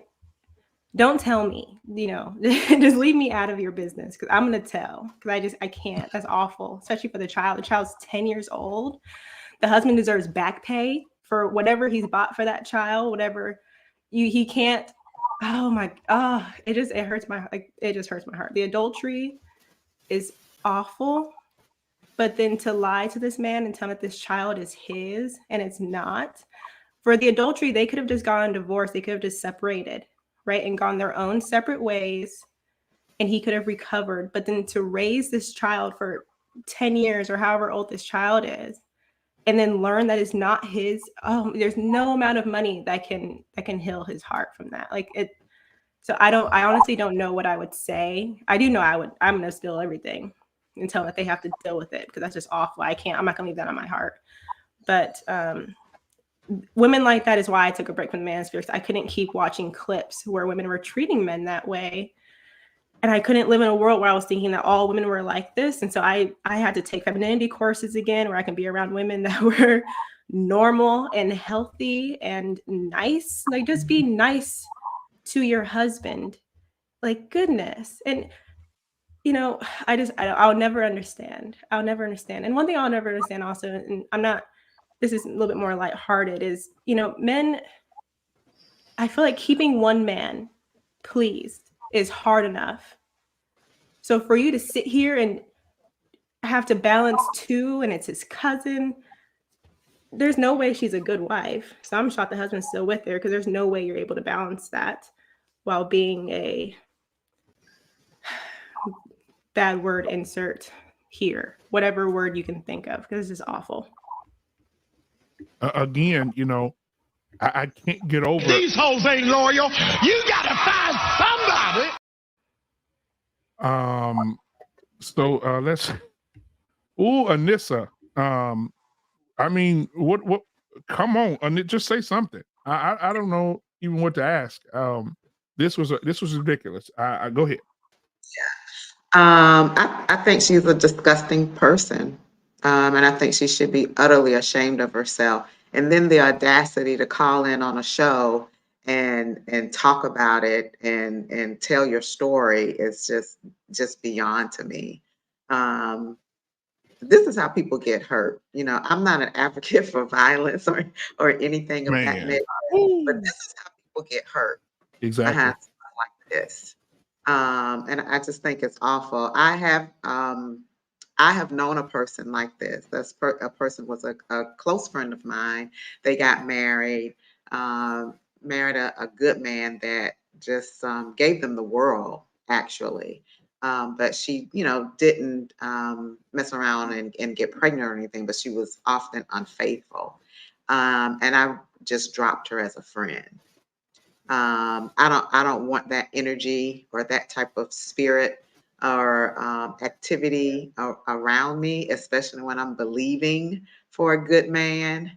So I absolutely would have nothing to do with a woman that conducted herself that way, and I knew about it. She would be instantly out of my friend circle. So, and and it's sad, because when she called in on the show, of course they wanted the juicy tidbits, but there was nobody there to correct her and say, yo, sis, you wrong for that. And the bad thing is, they said, are you still sleeping with him? She said, hell yeah. Yeah. Mother. And see, the thing too with women like that, if they're in your friend group, they will drag you in their lives. So now that's why you have to can't be drop bothered. You got to get rid of them. You can't. Yep. Mother, what are your thoughts about the Lady and the Tramp? You called it right on point. I mean, that's ridiculous. And for her to be, she just had a tone in her voice. It sounded like she was proud of it. Yep. She wasn't ashamed. She wasn't remorseful at all. And that's a different type of low down dirty B word. And that's what gives, a lot of, she puts a bad name. And unfortunately, there are women out there that's like that. That's a different type of, you could just hear her tone. You could hear her energy. You could hear everything. She was not remorseful. And that's why when they asked her, well, are you still sleeping with him? She said, hell yeah. Because she's proud of it. She did not seem remorseful at all. And like y'all said, unfortunately, and I don't think any of us are advocates for violence, but this is how some of those things end up happening. You have no remorse. She didn't, her whole tone. You could tell she was not remorseful at all. So I couldn't even imagine how her husband would feel if he were to hear that interview or if it were to ever come out, because she's not remorseful. She doesn't care. And it has to be something. It's something with the husband. Either he's supporting her financially. It's for some reason that she's wanting to stay married to him. but also still be sleeping with the cousin. So it's for something, and women like that, that's usually how they get down. It's for she's using the husband for some advantage of hers, right? But clearly she enjoys the relationship or the sex or whatever it is that she's getting from the cousin. Just very selfish. And I like that y'all brought up the accountability piece. I would never, if I had a friend like that, I'm gonna tell her one time, like, hey, this is unacceptable. You are out of control. Like, I'm gonna hold her accountable for what she's doing. And if it's continual, like, no, I don't want any part of that, because like y'all said, she's going to drag you into it. She'll be telling him, oh girl, oh, I'm out with my home girl tonight. Oh, I'm out with mother. We're going to go get drinks. And she really out with his cousin. And you don't want to be dragged into anything like that. We've had a couple cases here in Houston where the friends have been killed. Not the person that was committing these are innocent friends that have gotten killed, and the person that was committing the affair is still alive and going about their business. So you just have to be careful, we as women, about the company that we keep, and also make sure that we're holding our sisters and our friends that are in our friend circle accountable. And also, too, we got to remember, karma is a fat B word. You sitting up here aiding and abetting somebody and doing that to somebody else, and when it comes around and somebody is aiding and abetting your husband, just sit back and lay down and know you earned it. So we have to be careful about the things that we do, the situations, the scenarios we put ourselves in, and then also make sure that we're holding our friends, our sisters, women in our friend group. Don't be hyping them up and say, oh, girl, you doing it. Yo, you got him supporting you financially, you know, because sometimes we'll get into that girl talk and be at, oh, how was the sex? And this, that, and the third. We got to make sure we don't fall into that trap and make sure that we standing on accountability and, you know, moving in a way that we want to move in our marriage and that we want to be treated, because it's all what you, the energy you put out will always come back to you. So we just got to make sure as women that we're doing our part to hold each other accountable too. Get your pen and paper out. They preaching tonight. All right, so listen. Who did we have? Embrace the Great. Wife School. What's up, Sugarfoot? First of all, let me welcome Wife School Podcast to the, ain't to the got program. nothing to do with it. Ain't got nothing to do with this. Had to elevate out the chat. Right. What's going on, baby? I'm doing Embrace good. the Grace. What are your thoughts on this this whoremonger that we just embraced? It is absolutely disheartening, and it's indicative of the world that we're living in today. It's indicative of the fact that how God is so absent in this world. And I totally agree with Miss Guinea. There are not enough consequences for adultery. Back in the days, they used to stone both to death.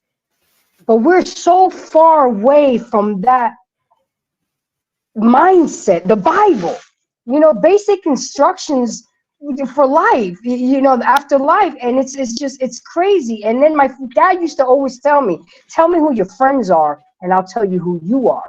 I will not accept a chick in my circle that way, because like Miss Anissa said, this is where men go crazy, and the violence, and now you got everybody out. You playing with people's hearts and emotions and lives. That's why I'm an advocate for mandatory paternity tests, because men deserve to know. So you're going to take that to the grave, and you're going to make this man think that that's their child, and you're still going to continue with the foolery? No, it's just really sad. And then, Ms. Guinea, you said about the government. How can we trust the government if they've taken God out of everything? The only thing they keep God in is a dollar bill. In God we trust.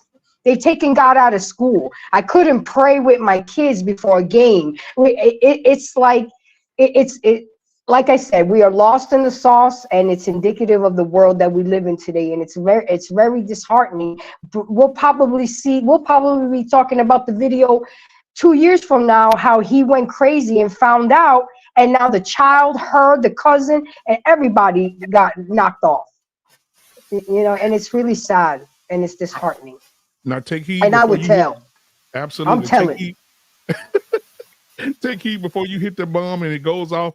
Welcome, Wife School Podcast. Wife School Podcast, what is your comments on the video that we just watched? She's a dirty whore. Oh, wow. I wish I could come across. Tell me how you somebody really like feel. that. Yeah, you just came in I hot. would rip her a new one. You know what I'm saying? I would let her know that she's a daggone scallywag whore. She doesn't deserve a husband. She's damaging that child.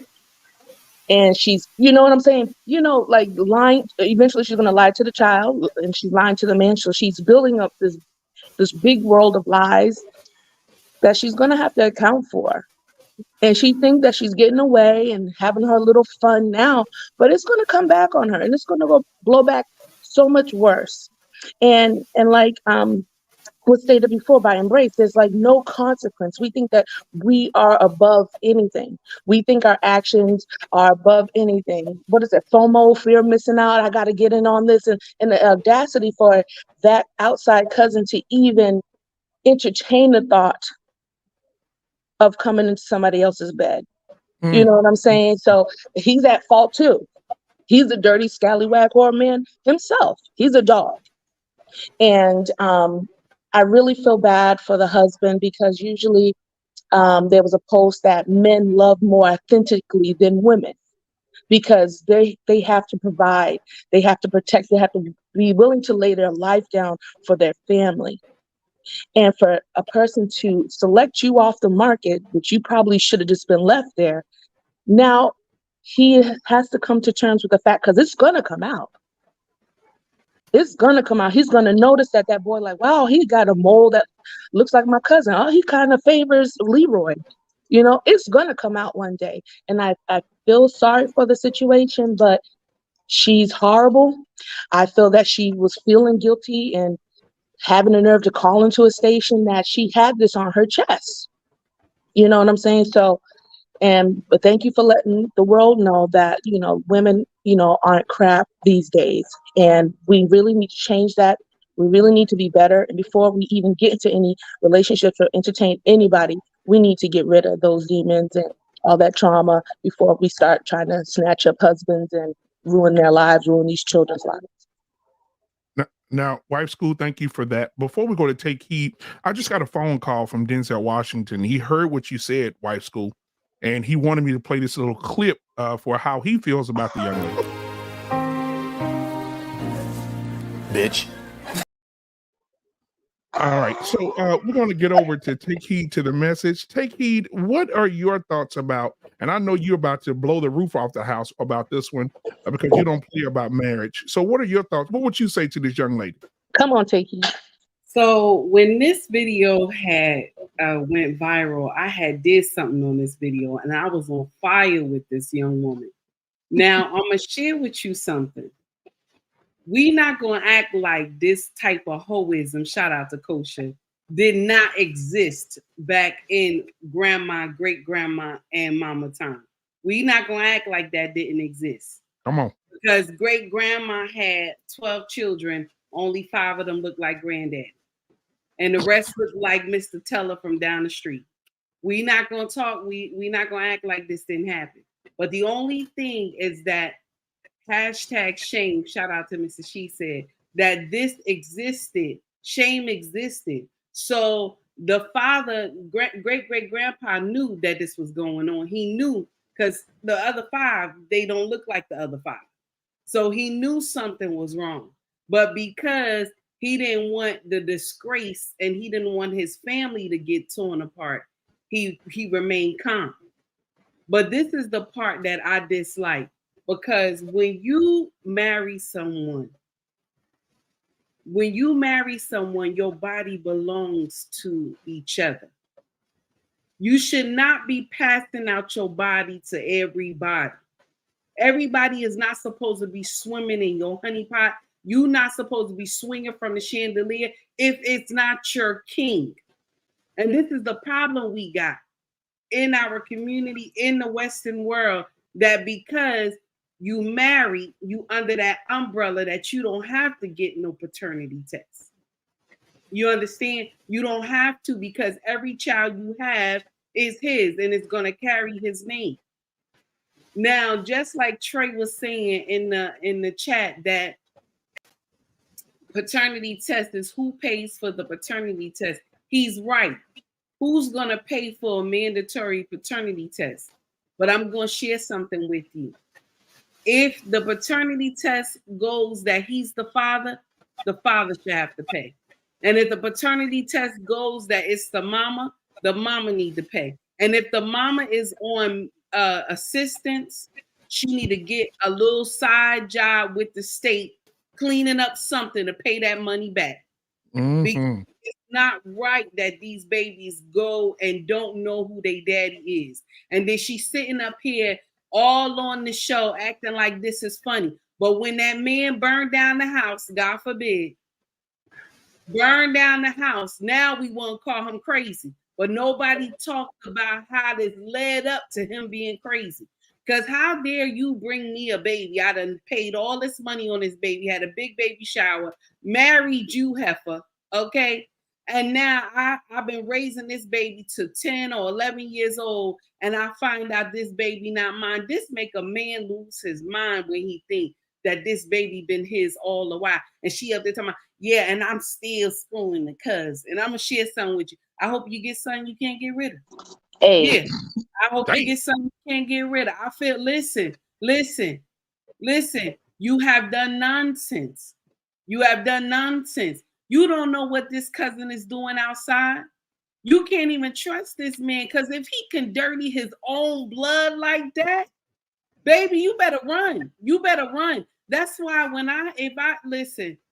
Anissa, I'm agreeing with you, baby. If I had a friend like this, baby, I'm telling her we no longer friends. I can't rock with you. Because you know what? You asleep with my husband. Oh my God. And then I got to go gangster on you because I'm not going to let you just get away with sleeping with my husband. That don't make no sense. That's why I say we got to stop having women friends that's like this. Call them on their ish. They come tell you, oh, well, somebody was flirting with me at work today, and you hurry up and shut it down. You married, heifer. You married. I don't want to hear somebody flirting with you. Now, if you tell me your husband was flirting with you by the wash machine, then yeah, I'm going to listen. But if you telling me somebody was flirting with you by the copy machine, heifer, you better get out my face. I don't have time for that. But because we co-sign ish like this, oh yeah, girl, that's right. That's the cousin. Go ahead, get it, girl. Do your thing. Because if your husband ain't giving it to you right, go ahead and get it from him. Now look, you got a baby walking around here and ain't even his baby. But you know what's gonna happen? Somehow that baby gonna need some blood or something. That's how that's gonna come out. Somehow that baby gonna need some blood or something. And then all hell gonna break loose. She gonna have, I'm crying. I didn't know. That's what women do. I didn't know. All this nonsense. That's what they do on these paternity courses. I didn't know. And all the while you was up there swinging from a chandelier with another man. You would have known if you was only swinging from a chandelier with your husband. You would have known. Exactly. Hey, take heed. Let me ask you this real quick. I'm kind of scared of what your answer gonna be. If this was your cousin and you confronted her, and then the husband found out and broke up with her and put her out, and she knocked at your door and said, "Can I stay here for a few nights?" What would you say? Oh man. Oh my goodness. I'm gonna slam the door in her face.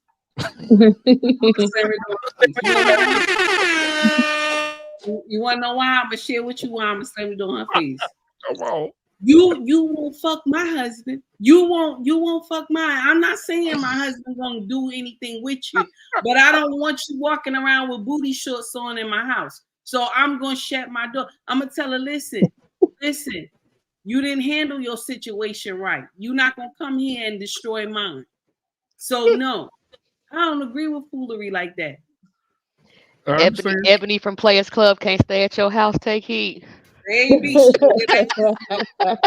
I was a demon back then. Now, because I want Lost in Translation to help me break down the last video of the night, but I'm going to play this short one, and I just want to get everybody's response, all the ladies on the panel, and then we'll get to the last video. Here we go. What's the freakiest thing you ever did in your life? I the guy and his mom.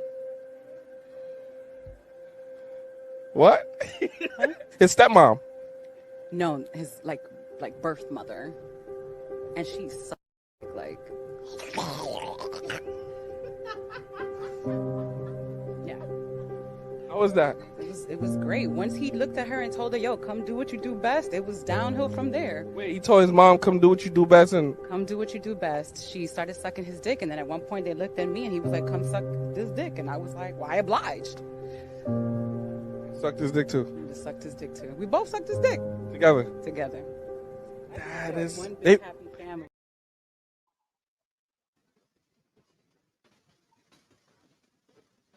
Blooming Ebony says, and I'm reading her mind right now. She's like, this cannot be possible. This can. I'm saying, I'm like, I need another year off. I'm gonna have to take another year from the manosphere to recover from this one live, black man. Why are you doing this to me? People like this should not. These people are not. They do not exist in my world. They do not exist in my world at all. Anissa, what? Black What are man, your let me thoughts? ask you a question. What Go corner ahead. of the Pornhub did you find this from, man? Dude, this video went viral, and this lady did another interview, and she went into detail, and she said the guy and his mom that she was dating, she had no idea. And one day they were over having sex, and the mom walked in while they were in the middle of sex, and she's like, "Oh, slide over. I need to get me too." Wow. Yeah. Mhm. Yeah. So it broke up a little bit for me again. So what all did she say? She said that she had sex with a guy. His mom walked in during their interaction, and he said, "Mama, come do what you do best." And the mom participated in giving him fellatio along with his girlfriend. Oh my gosh. I'm so glad this Did you stuff see is her not in my face? algorithm. Did you see her face? She was like, "Ugh." Oh my God. Anissa, what are your thoughts, Anissa? Because I saw your face. You almost walked out the room. What's going on? I have seen this video once before, and I just can't even describe how vile that is. That's just crazy. That's makes me want to throw up, actually. Wife School Podcast, real quick. What is yours before we get to the last video? I've seen this video before, and it lets you know the depravity and the indecency of the world that we live in. Like, we're totally lawless. We're lost. We don't have any morals, no governance. As Embrace said so many times, I believe in God. Like, that's why I believe faith and religion does serve some part, because aside from, relationships and knowing the natural order, you need to have a connection to a higher power that would keep these type of disgusting, immoral thoughts and emotions away from you. You know what I'm saying? So, I mean, it's no surprise to me, but it is really disheartening to see that a mother would even think to do that. But I wouldn't put it past people in given the state of the world. It's disgusting. I literally did want to throw up. And as Trey said in the comments, we need to turn the internet off. And we need some Jesus in our lives, for real. Mother, what are your thoughts, real quick, before we get to the last video? What are you thinking about this video? Yeah, it was disgusting. It was sickening. I have 4 boys. I couldn't even. It's just it was disgusting. It made me want to throw up. But I had to wonder, because we got a whole son husband culture out here. It did make me start thinking about, well, what really be going on behind closed doors? Because when it's to the point that you've made your son husband, now he's your emotional confidant, all of these things, we just never know if there. And I'm not saying that there is, but you making up all the other things that would be the component of a husband. There's a huge, of course, in marriage, a huge sexual component. And so it really made me start thinking, well, is there other stuff possibly going on behind closed doors?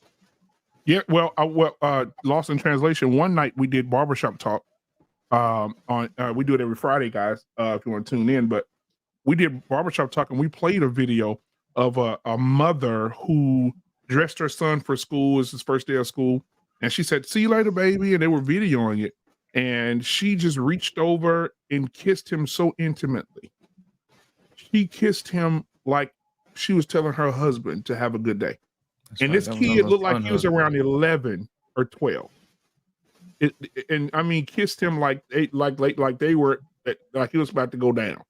And I'm like, damn, like, you know, and even Just Hilarious, we saw her tonight to my being masculine.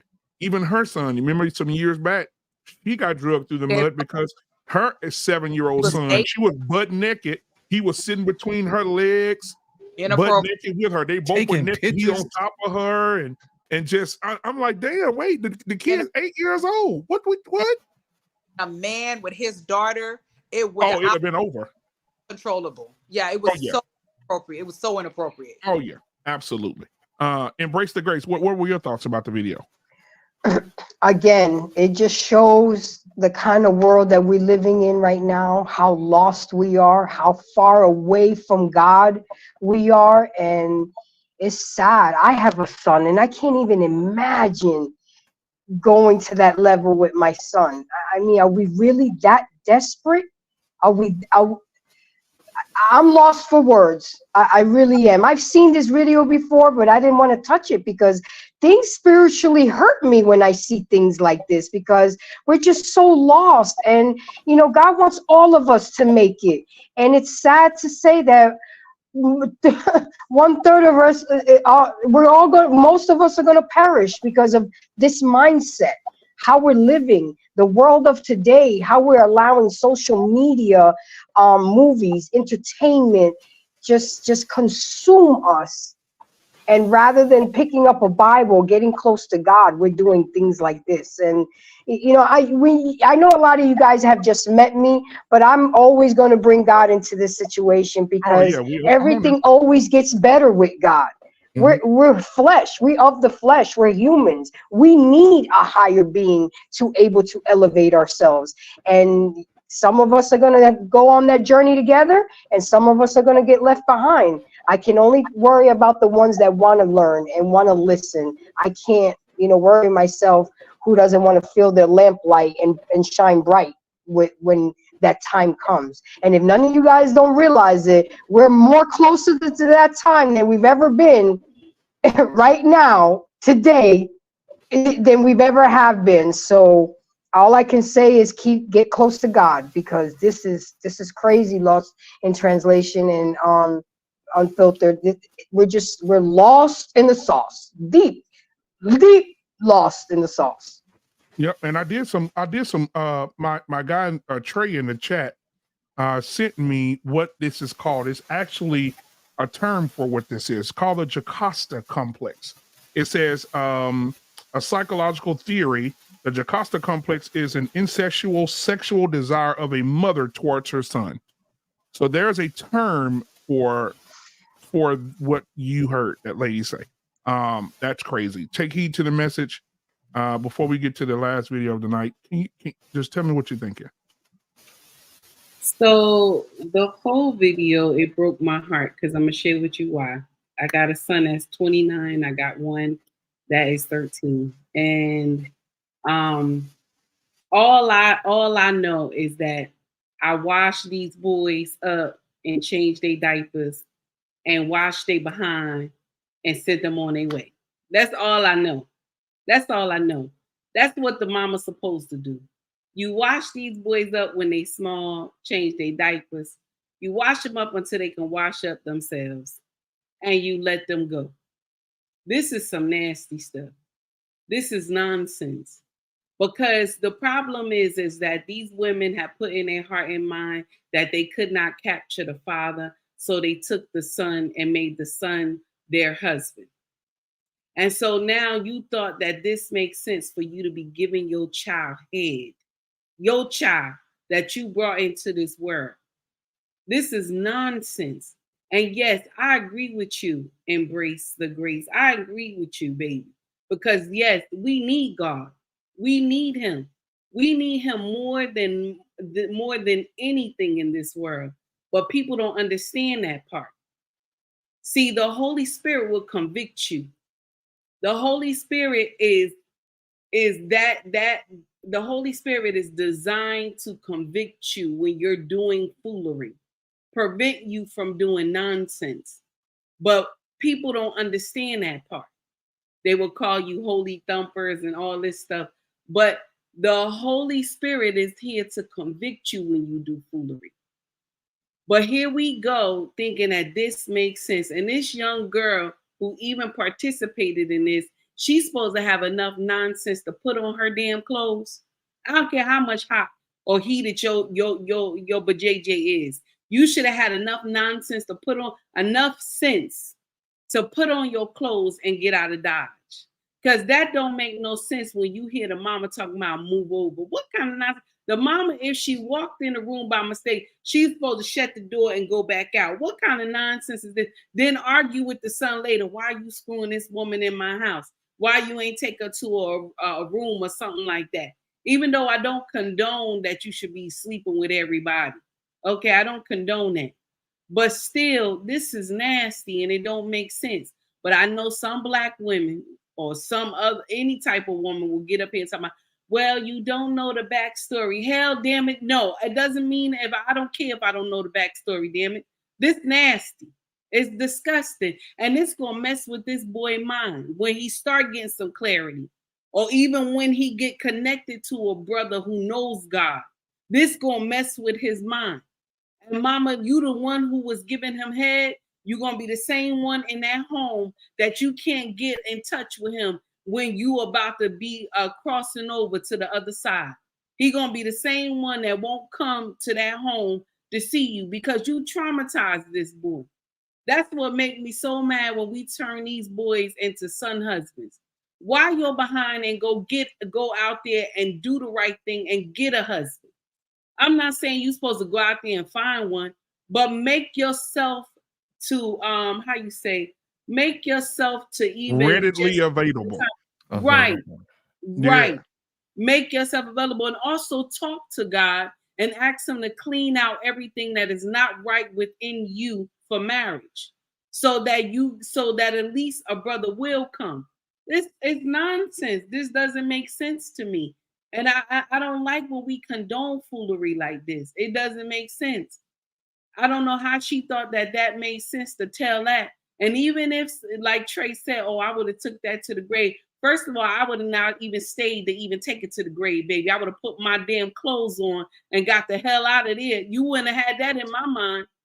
That's just my take on it. All right. You know, can I? Yeah, go ahead. What's worse, and I'm making assumptions here, but most likely this young man had to have been groomed to be comfortable with something like that. Mm-hmm. And what's super sad, what makes this situation even worse is that when it comes to men, because I'm making this assumption, but I honestly think it's probably true. When they're assaulted, it's not seen as an issue.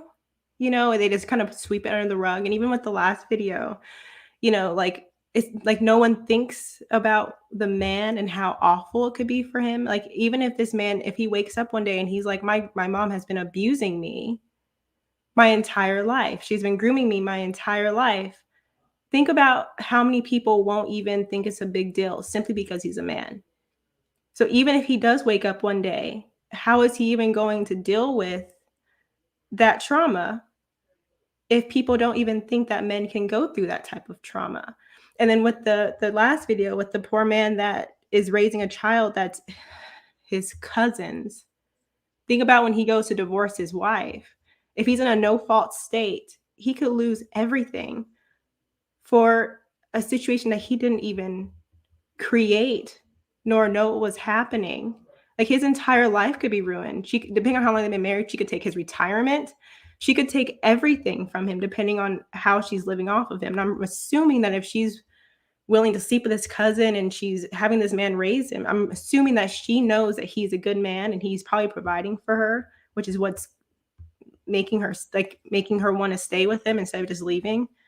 But it's just awful. Like, just the fact that no matter which way, even if these men are seen as a victim, they still have to deal with all the consequences. It seems like no matter what, it's going to weigh on them and be heavy on them, and no one has any empathy or sympathy for them. Somehow someone will back up the woman, or I don't know. It's just awful. And now I'm going to have a show on that one day, because as mother already knows this. My sister already knows, and I've said it several times on the platform.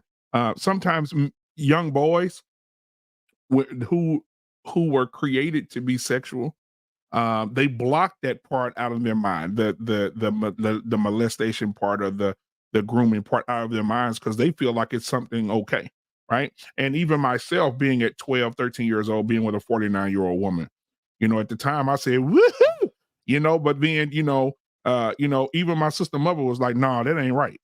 No, you got to talk to somebody about that. Oh, no, and I never told my mom, because I know my mom would have cut her down 8 ways from Sunday. My mama would have, she'd be dead today.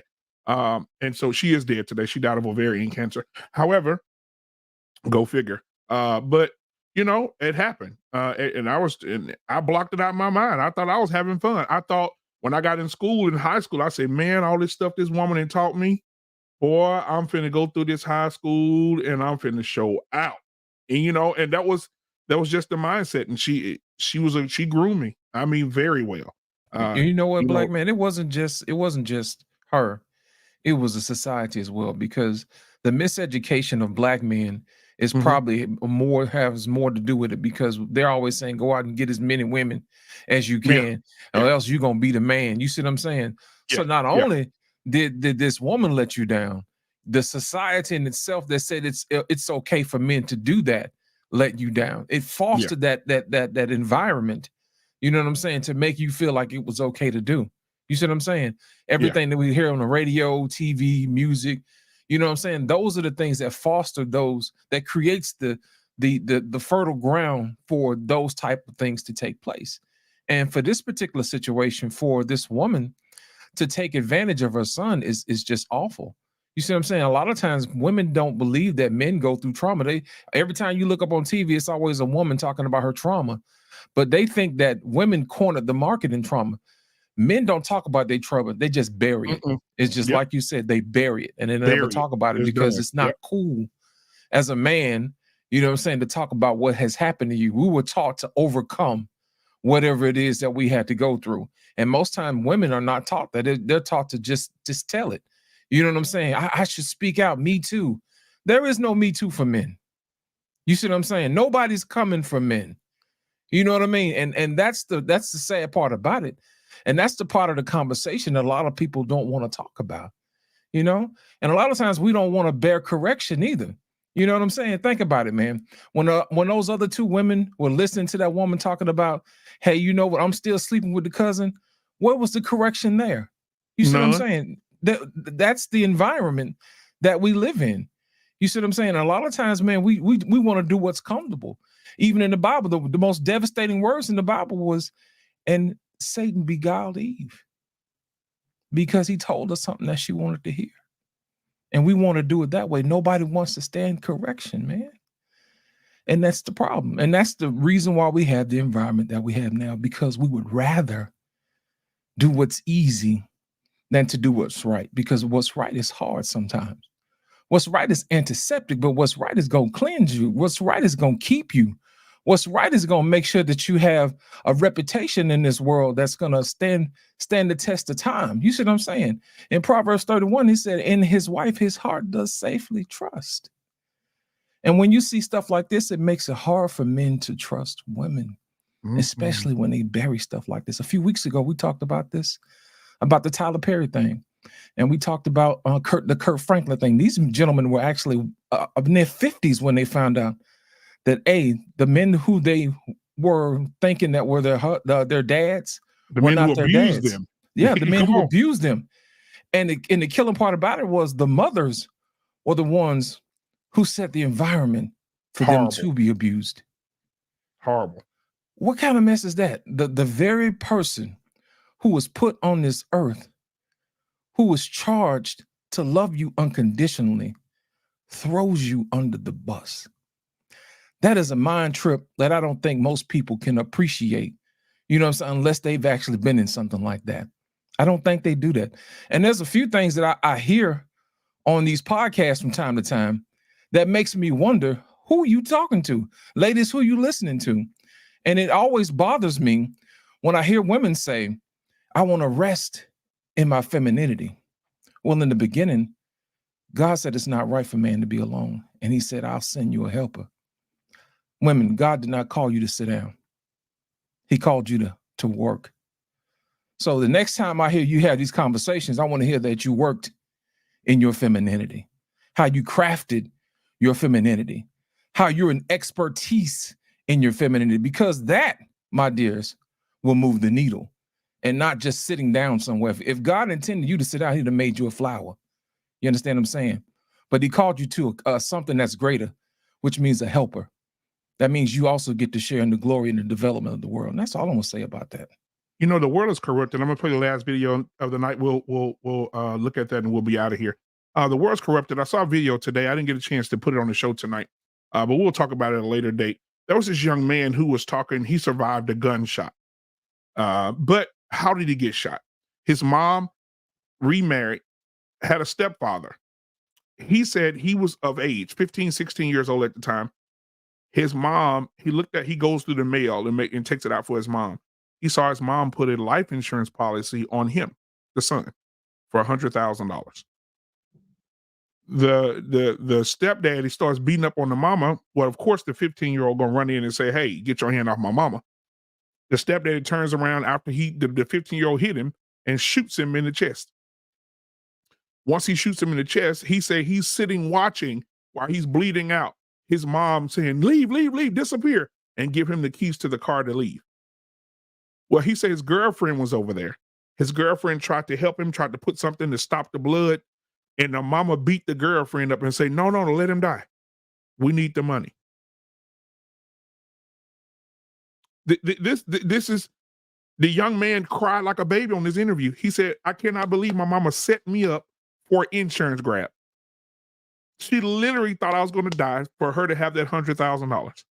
She beat my girlfriend up for trying to assist me while I was bleeding out. This is the world we're living in. But with the last video for tonight, and then we'll be out of here. Everybody knows, I think today influence is the biggest thing that we deal with. And when you have people who have been prominent for 30, 40 years in the game, especially in the church, Jesus Christ, they can pretty much say anything and people will just go along with it. I want to play this and we'll react to this and then we'll be out of here, guys. Again, thank you guys for being here. If you just came in, hit the like button, subscribe button, hit the share button if you're enjoying the content. Also at the bottom of the screen, you see the Black Men Unfiltered Cash App. If you want to give and donate to the channel, you could do that as well.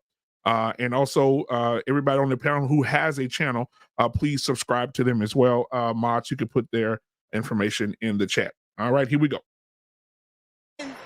So you want to put your foot on my ride, don't you? Yes. Well, that took an interesting turn. Usually, you should never give me a mic. No, I should always I'm never going to color inside the lines. I had to do that too long and do what people say do. And go where people said go. And say what people said say. Because it's unorthodox to act like this in church.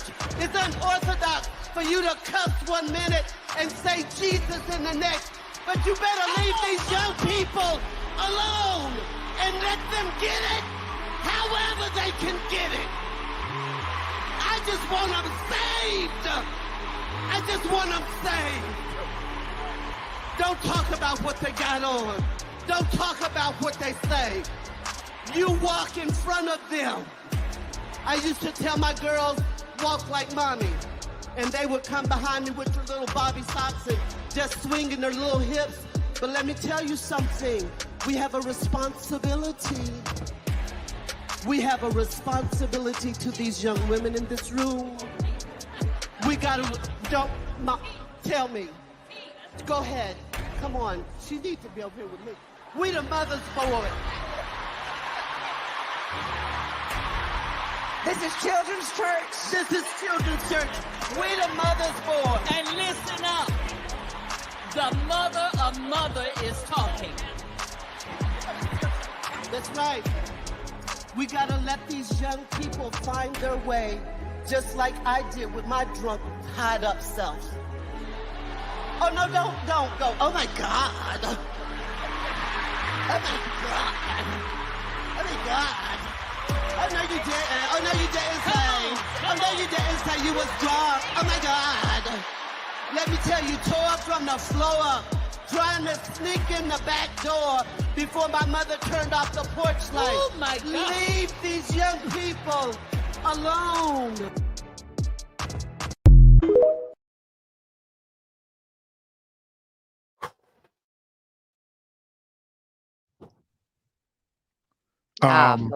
Nah. Callie Bev, what do you think?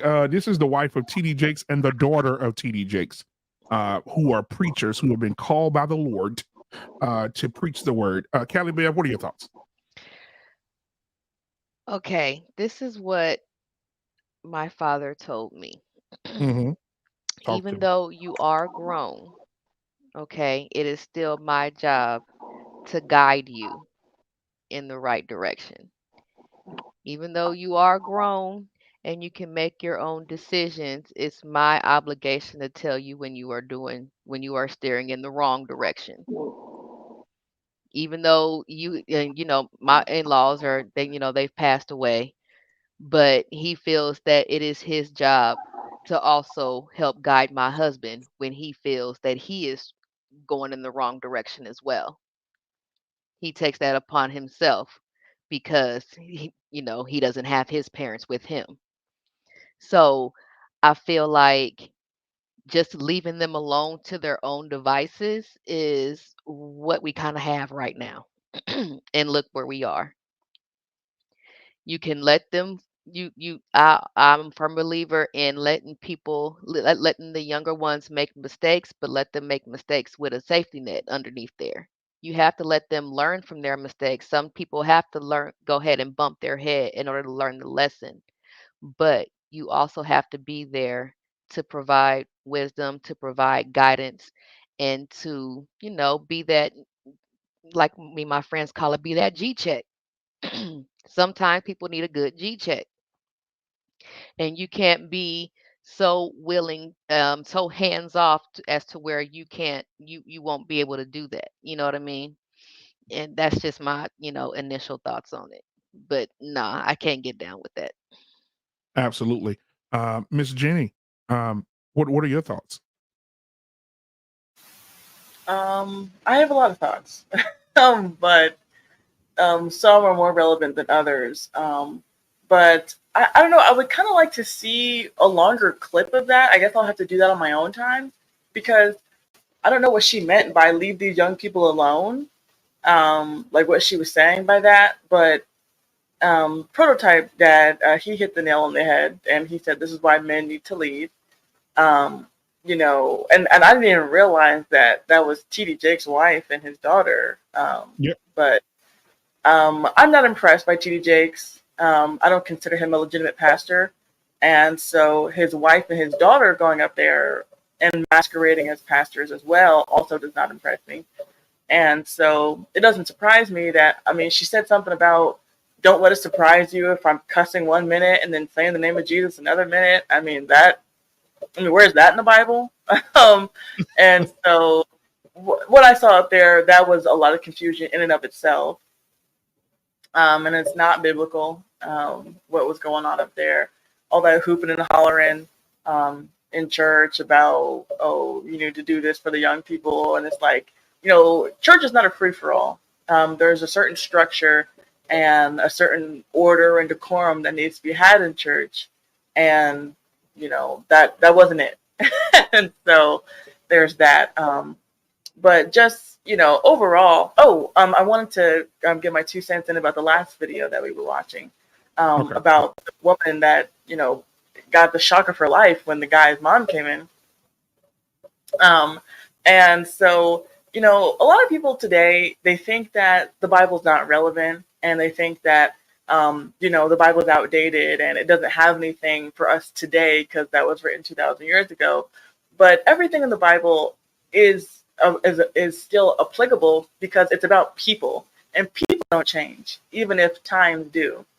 And so in Leviticus chapter 18, verses 6 and 7, it says about what's going on even to this day. It says, "None of you shall approach to any that is of near kin to you, to uncover their nakedness. I am the Lord. The nakedness of thy father or the nakedness of thy mother shalt thou not uncover. She is thy mother, thou shalt not uncover her nakedness." And so why would God say that? Oh yeah, that's because people, however many people, do it, you might be surprised who does it, and you know them and you call them a friend. These are things that people do. These are desires that are in people's hearts. And the Bible says that the heart is deceitful above all things and desperately wicked. Who can know it? And so, this is still spot on today. This is in Leviticus, which, is the highly ridiculed book of the Bible in the Old Testament. But that is just as applicable today as it was to the children of Israel. And so, we would do ourselves a really big favor if we actually got back to the perfect and eternal word of God, like embrace the grace and take heed, we were saying earlier. And you know what? And the reason that a lot of people say, "Oh, well, why does it matter what T.D. Jakes' wife and his daughter said?" It's because if you go look at what they've done, they're selling out arenas, guys. They came here, American Airlines Center, sold out in Dallas.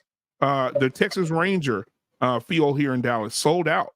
Just with her and her mom, not TD, just the mom and the daughter. And they sold out Yankee Stadium. And so they're selling out arenas of 20,000 or more people, and people and women at this particular thing that you're watching. It was a pajama party for women. And so all the women came in their pajamas. It was 20,000 women there. Just think about that. And all of them standing up cheering. If you go watch the whole episode of it, the whole thing of it, those women were standing up cheering and clapping and laughing and pumping their fists. And they agree with everything that she was saying. And so she has a huge following after she went viral for taking her wig off while she was preaching. She said, sometimes you got to let God in. And she pulled her wig off. Well, my thing is this. If the wig is blocking God, then you should not even have it on. But that's neither here nor there. Because she also said something about a lot of people. She said this in October because it was Halloween. She said a lot of people should not go to the movie theater because when I get in the theater and I watch The Exorcist and that thing starts talking in those tongues, she said, I'm going to start talking back in tongues in the movie theater and empty the theater out and deliver people. Well, my Bible says when you speak in tongues, you must have an interpreter or it's considered lunacy. Right. It's considered crazy. Nobody can understand what you're saying. So a non-believer sees someone talking in tongues. They're not interested in finding out who God is because they're thinking lunacy, right? And so when she says things like that and she's selling out arenas, she's pushing the wrong agenda. She's taking out wigs, throwing the wigs, and I'm just like, Jesus Christ. So, I think she's one of those false preachers, prophets, whatever you want to call them. Black man, we wrestle not with flesh and blood. Sometimes the devil will show up in the very package that you thought came to save you. And I keep trying to tell people this all the time. You can't do that. Sometimes the devil will show up as your best friend. Sometimes the devil will show up as your mama. You see what I'm saying? And a lot of people don't understand that, man. So you got to make sure that you run whatever filter that you got through God. So that way you'll know him. Even in the Bible says, it says that Jesus' way is simplicity. So anytime you got all these complex foolishness going on, you got to jump through all these hoops. That's not of God. That's of the devil to confuse you. You see what I'm saying? And that's what's wrong with people. Are you familiar with the term the Hegelian dialectic? Well, basically what it is, basically what it is that you have a problem. I got the answer to the problem. Yeah. And then what we're going to do is we're going to get synthesis. You see what I'm saying? Antithesis plus synthesis equals synthesis. So basically what happens is these people are selling you your trauma and turning around and say, hey, look, I got the answer to your problems. You see what I'm saying? And they're walking people right down to hell, man. They doing it. And people don't even know. Yeah. So y'all go ahead, mother. Sounds like a market, like she's trying to market to the young people. And so she's saying, and back to your thing about the video with the wig, all of that was to go viral. So it's like their new thing is to market to the millennials, to the young people. And to me, that's what I hear in that video, to make them feel like, oh, whatever lifestyle you leading, it's good with us. You don't have to be in compliance with the church. You can dress how you want to dress. You can do what you want to do. To me, it seemed like a marketing pitch to the young people. And it sounds like, for me, like that's their angle. And so everything that she was saying is to, appeal to the younger people. Wear what you want to wear. We not going to be on you like that. You can live how you want to live, and we still going to accept it. It's for me, that's what it feels like. So to your point, yeah, they selling out arenas. It's a marketing pitch. She doing these videos, throwing her wig and going viral. Their new target market, target audience, they've seen these numbers, they've seen these stats on the money that millennials have and the money that millennials are spending. And so now their target audience is millennials. They done got the baby boomers money. Their retirement money ain't as good as it used to be. They see where the money is now. And so now, to me, in my opinion, it looks like that's who they're targeting. And so all of this whole agenda that they're pushing is to target to the millennials, to appeal to you going out, mother. The devil is busy. Your mic is messed up. Yeah, but you can tell, like, it's this agenda to make them feel like, okay, you don't have to conform to nothing over here. I know the other churches telling you got to dress a certain way to come in church. When you come, you ain't got to do all that over here. You can lead a club, you can have your thought gear, and you can come straight to our church. We good with it. It's like you can tell that they're really trying to appeal to them. So when I heard that whole thing, to me, it was like a marketing pitch, and she's trying to be relatable. That's why she's saying, oh, with my drunk self, and oh, I might cuss, and I might, that's marketing 101. I did sales for 10 years. All of that stuff she was doing was all sales tactics. It was all marketing. You try to be relatable. You try to appeal to them. So to me, when I saw that video, even when I saw the viral with the wig, I said, oh, okay, I see what they're doing. Like, they're trying to appeal to the younger crowd. Because that's, and for me, and I agree with what Miss Jenny said. To me, I don't see TD, and this is just my opinion, or that family as real, pastors, or people that really should be leading, a church. I feel like it's a lot of financial gain behind it. And so to me, everything that they do and every move is about a financial agenda. So when I started seeing, oh, they looking to going viral and all of these different things, I feel like it's an agenda, and that it's reasons behind every move that they make, and it's all like financial inspired. So me saying, I didn't take it as nothing but, okay, this is a continuation of the new agenda that they're on. Yeah, they're you're absolutely correct. And even if you go to the Potter's House here in Dallas, and you want to prove the point that you just said, just come on to Dallas and go to the Potter's House the day that he preaches. And I want you to walk up to TD Jakes and try to shake his hands. You'll probably get your ass body slammed. Oh, that security don't play no games. You gonna get slapped.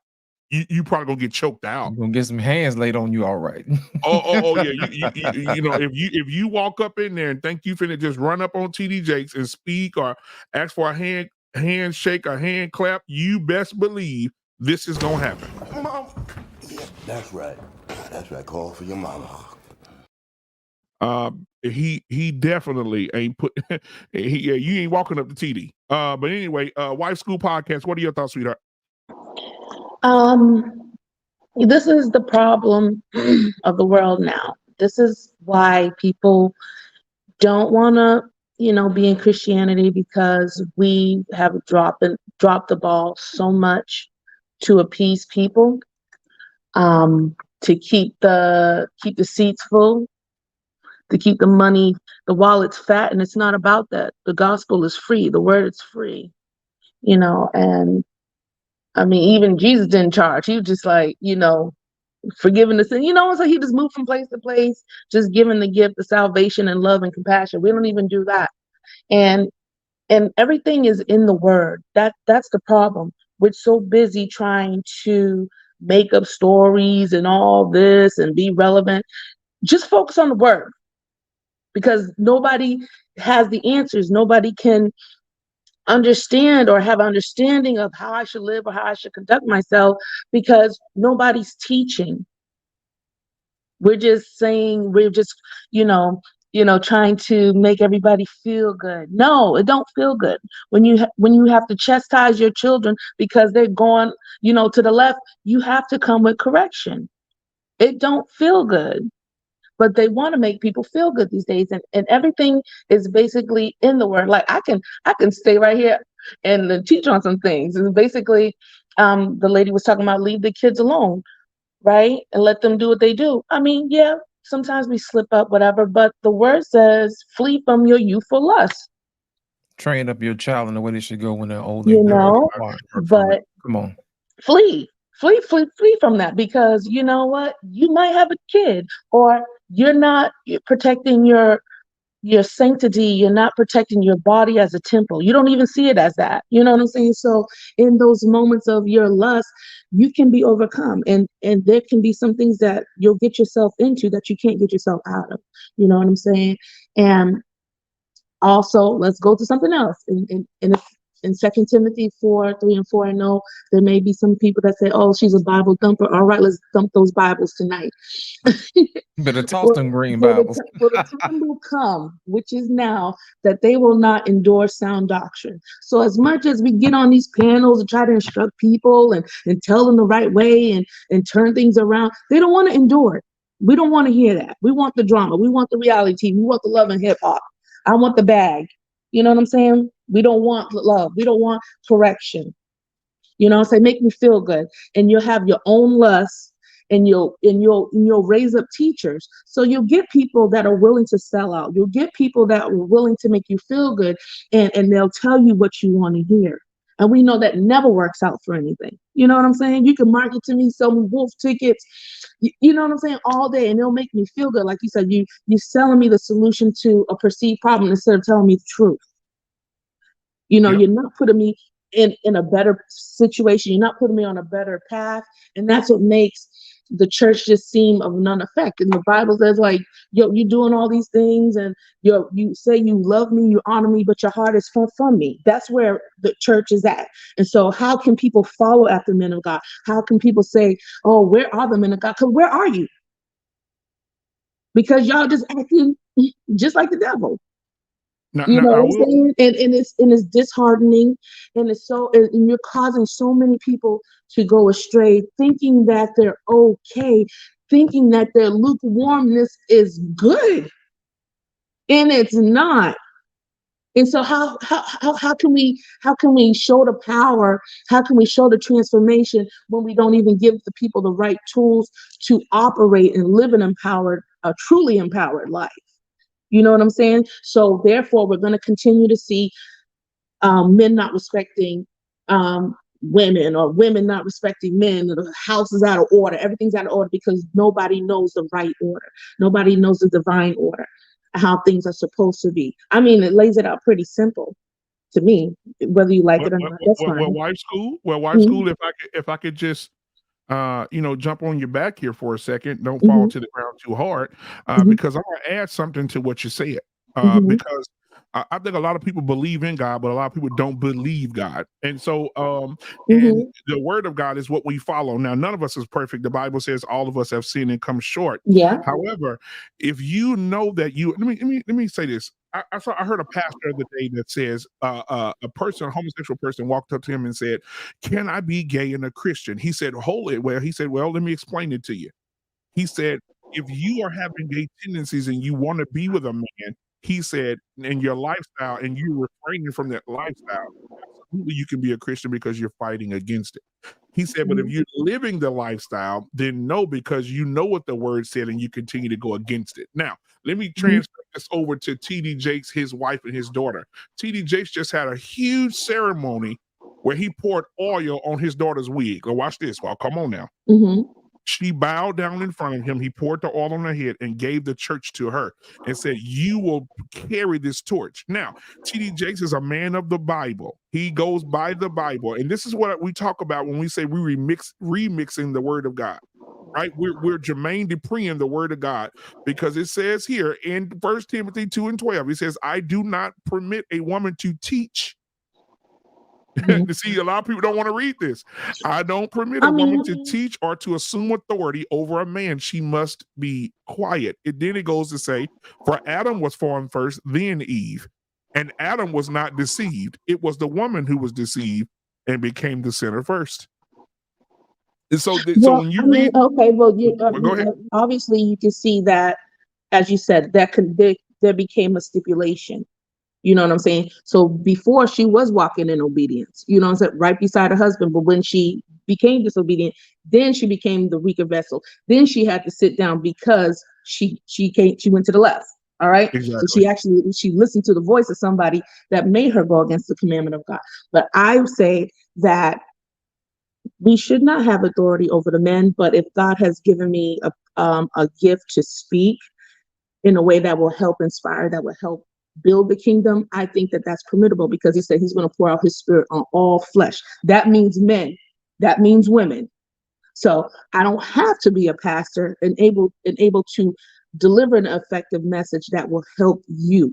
That's why we're all up here. That's why Embrace does what she does. That's why Take Heed does what she does. And you guys appreciate them for what they do. Not Absolutely. That they usurp authority over you, but you do respect the words and the inspiration and the wisdom that comes out of their mouth that inspires change. And that's what it's about. So I say that women do have a place in the kingdom to operate. As we've seen, women in the Bible have done things and was used in the kingdom to bring about certain things. You know what I'm saying? Even use a prostitute, Rahab.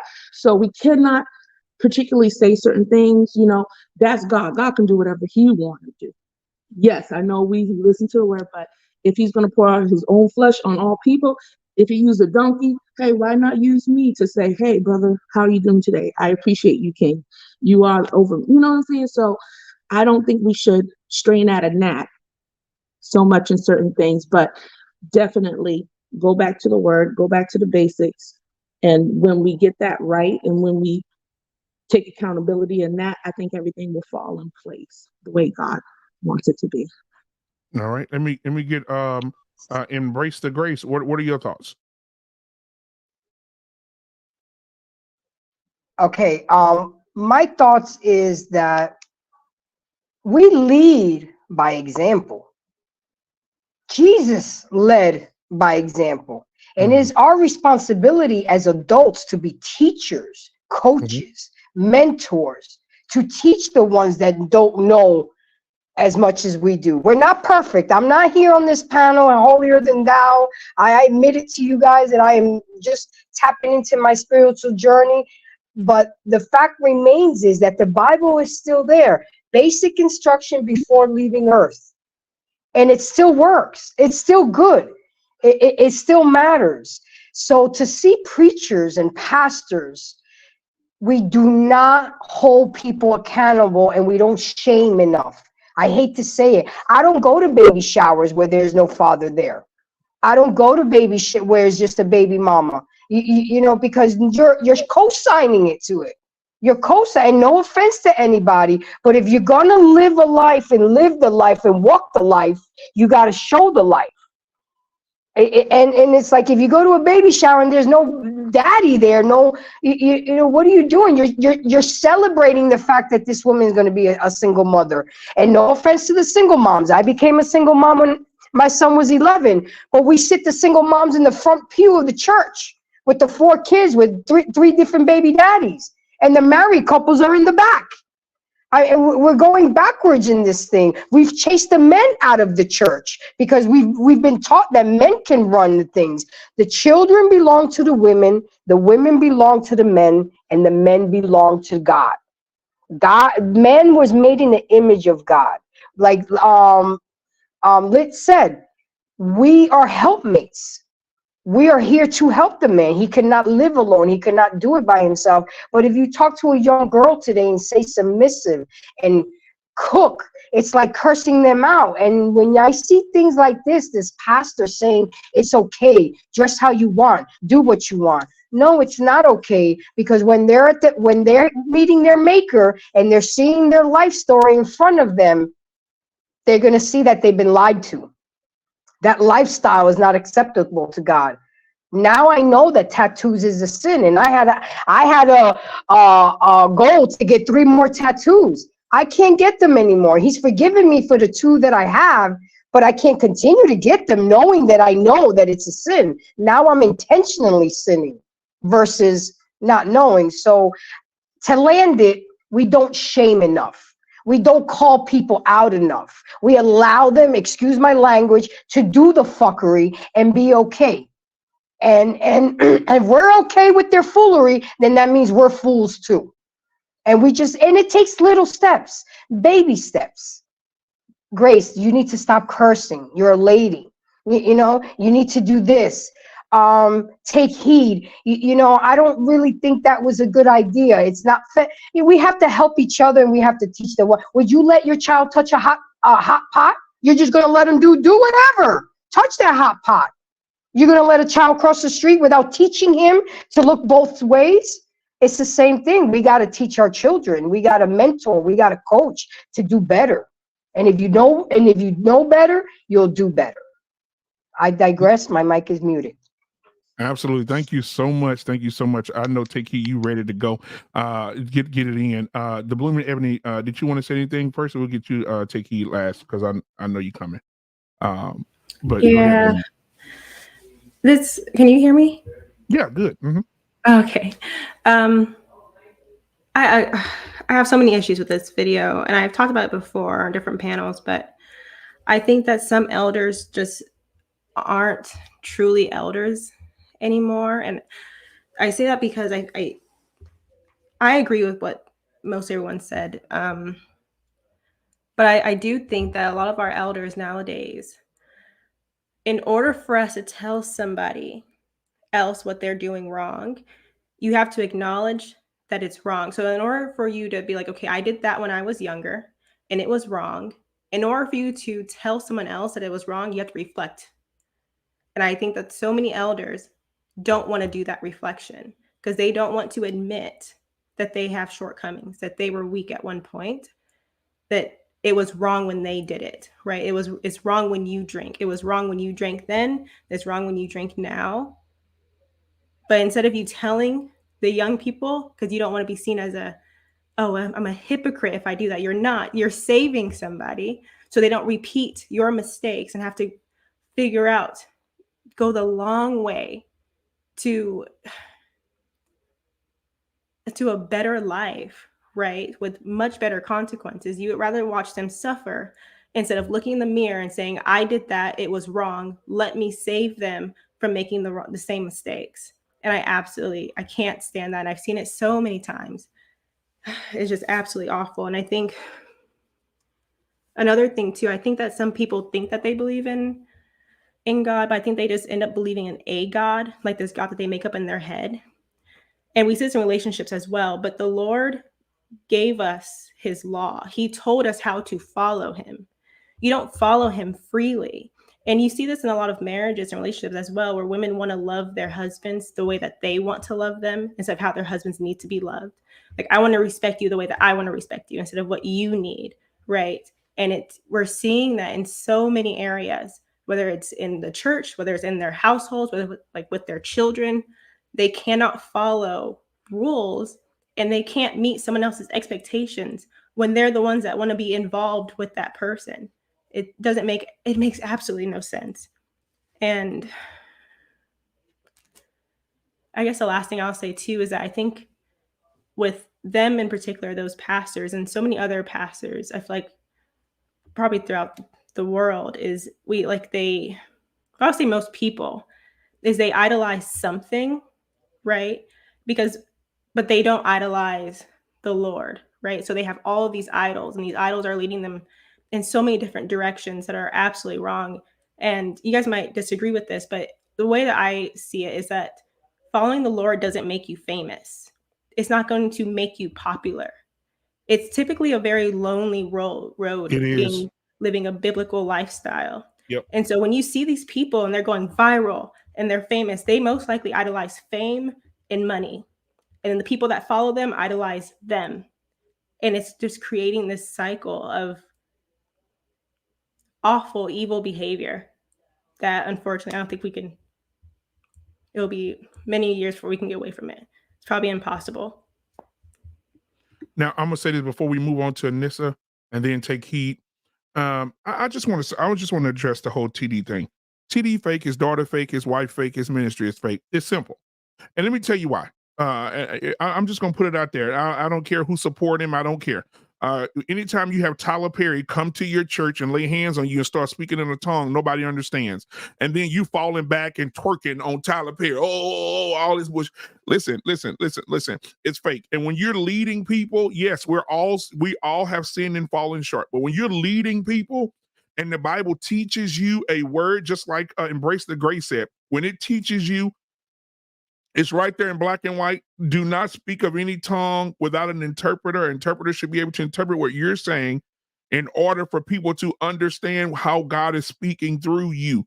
Now, I love the Bible because sometimes the Bible get gangster, right? Because Jesus went and guess what? He turned over the tables because you weren't doing what you're supposed to do in the temple. But not only that, it says when a person is speaking in tongues, you have a right to tell them to hush, sit down, be quiet, right? So it is a lonely world out here, Blooming Ebony, when you're trying to follow God. But you have the opportunity, you have the right to say, hey, you know what? Lost in translation. What tongue are you speaking? Because I don't hear an interpreter. You need to be quiet and sit down. Right? The Bible that's what it's in there. Right? And so my thing is, even when it came to what my sister Wife School podcast said, a little pushback on what she said about, God pours onto everybody. He does, but he also gives roles. And he also says, hey, listen, men are to do this, women are to do this. Mary Magdalene, right? Mary Magdalene she went out and said, hey, God, she spoke the word of God. There was no leadership involved. And I'll go as far as to say this. Juanita Bynum is selling $1,400 tickets to spray people with a water gun with oil in it. And I just don't think that it was meant for women to pastor, meaning to lead a entire congregation. Black man, let me help you out with that. I'm not saying not to be in ministry, right? The women are in ministry. They Okay, can be in that's ministry. right. So that's what we're saying. Women can be in ministry. So please make that clear. Please put that in context because absolutely. That's what needs to be said because I tell you, people will take things and run with it. Women can be in ministry. And if I'm under your administration, I'm helping you. Like I said, I'm building the kingdom too. Yes, I have my role in that. I should not usurp authority in that manner. But if God has given me the opportunity or blessed me with prophecy and I can help, that should be, he gave some prophets, he gave some teachers, he gave some apostles. We cannot dismiss that. And we cannot, and we got to have a Bible show one day, but I'm gonna say, let me help. Hold on, before you get started, let me clear this up because anytime we had this conversation in church, it needs to be cleared up, and I'm gonna do it because that's my job. That's what Lost in Translation podcast means. The problem is that women aren't supposed to lead the church for one reason and one reason only. You can't hold men accountable because you don't have the ability to, and that's it. That's it. You don't have the ability because think about it. Most women don't even have the power to hold their sisters accountable, let alone grown men. You see what I'm saying? So that's the only reason why that men are to lead the church because they have the ability to hold everybody accountable. And that's it. That's the real reason why. But we sugarcoat this thing and we don't call it what it should be called. You see what I'm saying? So I'm going to make sure we clear this up. Yes, you can help. Yes, you can assist. But the only reason you can't lead is because you can't hold men accountable. And that's all I'm gonna say about that. And I'll say this too, and I'll move on. Even when we talk about names, when I hate when preachers say, and I'm telling you, I've almost got into fisticuffs. I'm serious because I think that it comes to a point that we have to start calling this stuff out. Right. When preachers say, I'm apostle Mason. No, you're not an apostle. There's no such thing as an apostle anymore. They're all gone. The Bible teaches that the apostles, there's no more apostles. The definition of an apostle, if you look at it from a religious and a biblical standpoint in biblical text, it shows you that an apostle is a person who witnessed the resurrection, who witnessed the death and resurrection of Christ, who was there, who witnessed it. How can you call yourself something that you didn't see? You weren't there. You're no longer what you calling yourself an apostle for? Just look up what it is. Look what it means.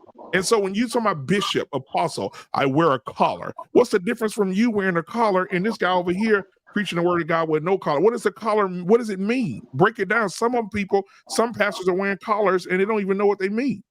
But again, I digress. We'll have a show about that. Yeah, you're gonna have to have a show on that because it goes deeper than that in your feelings and emotion, which has to be brought and regulated with the word. You know what I'm saying? Just because we feel certain ways, sometimes it has to be regulated by the word. Yeah, there's no such thing as apostles. Yeah, that's out of there. We'll go deep. Yeah, we will. Anissa? Everybody had really great points on this subject. I just really quick. This is why you have to be very, very careful about who you listen to and who you follow. I don't care how big they are. I don't care how famous they are. I don't care how big the congregation is. She was just wrong on this topic in that video. Leaving the kids alone and just letting them do what they want to do and all of that is exactly why we are where we are today. It is our responsibility to teach and to guide and to correct and to be an example for the children. You can't just let them do whatever they want to do. And I don't know when this started, but I just remember years ago, where they felt like you needed to bring the young people in. You needed to change the music and you needed to change this and you needed to draw, a certain, whether it was the young kids or the men or something like that. But the word of God is the same. It doesn't change according to whether you're a kid or you believe this or that. The word of God is the same. So where did we get to the point where we got to change everything to accommodate, people? And that just shows you right there that when you're on the wrong path. All thing you got to do is preach the word and stand on it no matter what. It's gonna bring in, it's gonna draw, it's gonna attract, it's gonna get everybody that God has deemed for it to reach. You don't have to do all these theatrics and all that stuff that we're seeing today. And that's all that I see when I see TD Jakes and the daughter. And it's just a bunch of theatrics, to me. I stopped watching him years and years and years ago. I don't know if she believes that. Is that why they went through some of the things that they went through with their children? I think Sarah was a mother at 13, and I think they have a gay son, and they got a lot of stuff going on in that family. So I don't know if that letting the kids just do their own thing and do what they want to do. I don't know if that necessarily worked out so well for them, and if they should be teaching other people that that's what they should be doing. So I just think they're way off base with it. And be careful who you follow. Study and show yourself approved. Everybody went, right? Everybody went on this subject. Take heed. We waiting on take heed, man. Take heed. Come on now. Take heed. Talk to us, please. Come on. So I'm not gonna stay too long. I always tell people on my channel that I am that auntie that will kiss you and I will hug you and I will curse you out if you do food. I am that auntie. Yes, I believe in Yahweh. Yes, I believe that Jesus Christ died on the cross for my sins. Yes, I am a Christian. I believe wholeheartedly. Okay. I have seen God do wonders in my life. But I am that auntie that will not take your nonsense. I am that auntie that will put you in your place if you do foolery in front of me. So when she said, just let the kids watch you. Kids can watch you. They can watch you. But you got to talk to them, baby. You got to talk to them. See, when I was growing up, I was a teen mother. But I talk to my girls and I explain to them what could happen if they become a teen mother. And I thank God that He has broke those chains, that my girls are not teen mothers. Okay, you got to talk to them. You just don't let them put on their Bobby socks and walk behind you like they know what they're doing. Because the problem is that you walking in front and they behind you, you can't see what the hell they doing. So this is why it's supposed to be in a 2-parent home. The king is supposed to be at the helm, and mama, you supposed to be in the back, and the children is in the middle, and you watch them as when they get out of line, you sway them back into the line. It's not that you let the children walk with the Bobby socks like they know what they doing and watch mommy. No, because the problem is that mommy has done sin too. So mommy has to come and let these children know, listen, that nonsense you doing, baby, I had did that in 82. That nonsense you doing, I did that in 85. Don't try to come and tell me no foolery because I know what you do. You know what I'm saying? This is how we need to talk to our children. This is the problem I have with a lot of us older Christian women is that we don't tell these girls the truth. So they scared to come tell you, mama, somebody wanted to take me out and ask me to go back to their place and I had messed with them. See, this is the problem when you don't tell them, well, baby, this happened to me, but you shouldn't have went back to their place. You understand? You shouldn't have went back to their place. You ain't supposed to be in no man's house late in the midnight hour. If the man call you at 3 o'clock in the morning, your behind should not be there. Because you're not going to play checkers, baby. You going to spread your legs and swing from the chandelier. You're not going to do nothing else. You shouldn't be up in no boys' dorm room. I don't care if they had a party at the dorm room. You don't go upstairs. And this is the thing that we do not teach as Christian women. We want our children to think we holy all the while. And in the background, you was doing hoism all the while. Shout out to Kosha. Doing hoism all the while. So this is not right. So I didn't like what she said when she said that. It broke me because I was like, why are we telling the younger generation, just do what you want? That's what they doing. That's what they doing.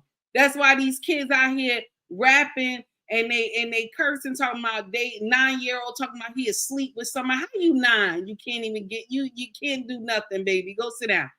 Okay? You're 9, you're up here cursing, talking about you asleep with some woman, you out here slinging pharmacy products and can't even spell your name or count from 1 to 100. But we say, oh, just let the young people do what they want. That's the problem now, because the older ones ain't preaching.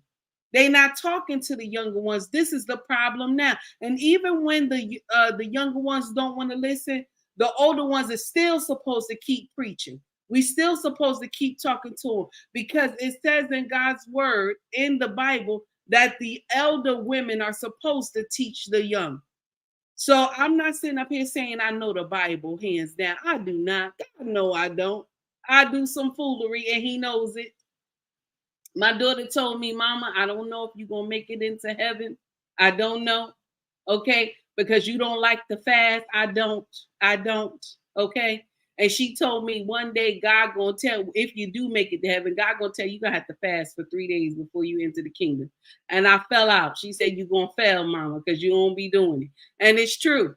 I ain't going to sit up here and lie. I am not, I can't say I sparkle when the sun hit me, baby. I can't say I sparkle, but I shine a little bit. Okay?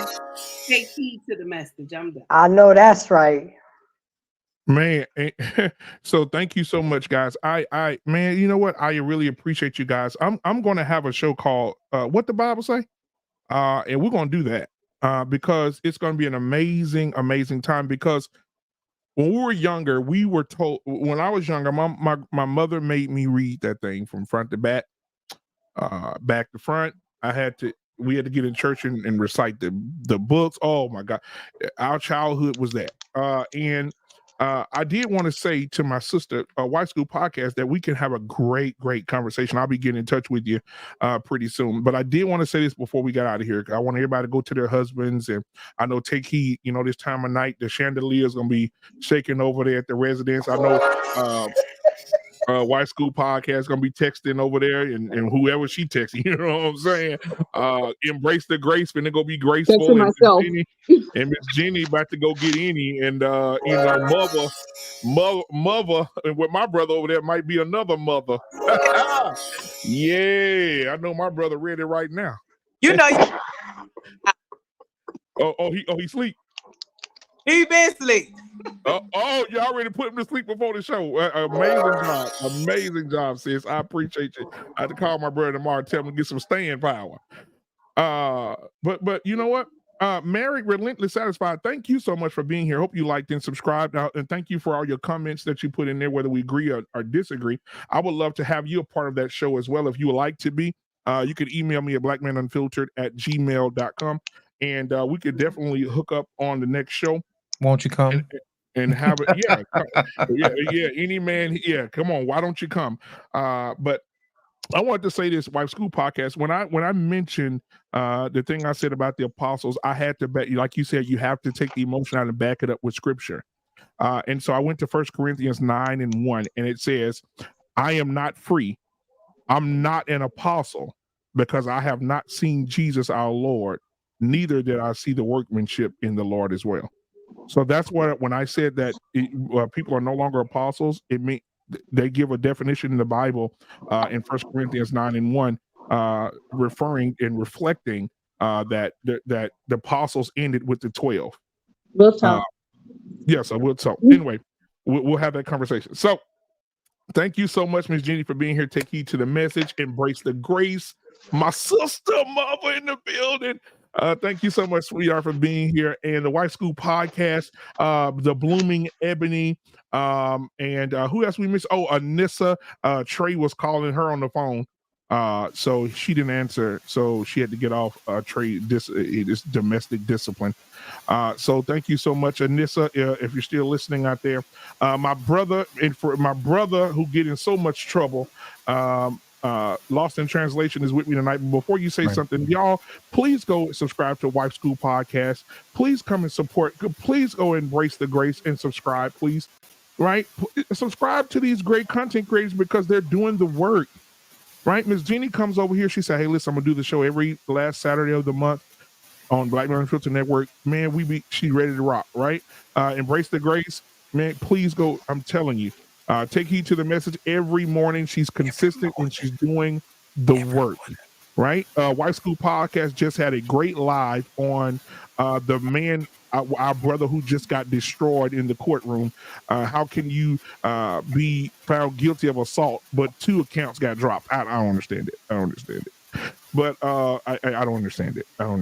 However, she had a great show on that, a great live on that. So make sure you go and check out the White School Podcast. And last but not least, Lost in Translation.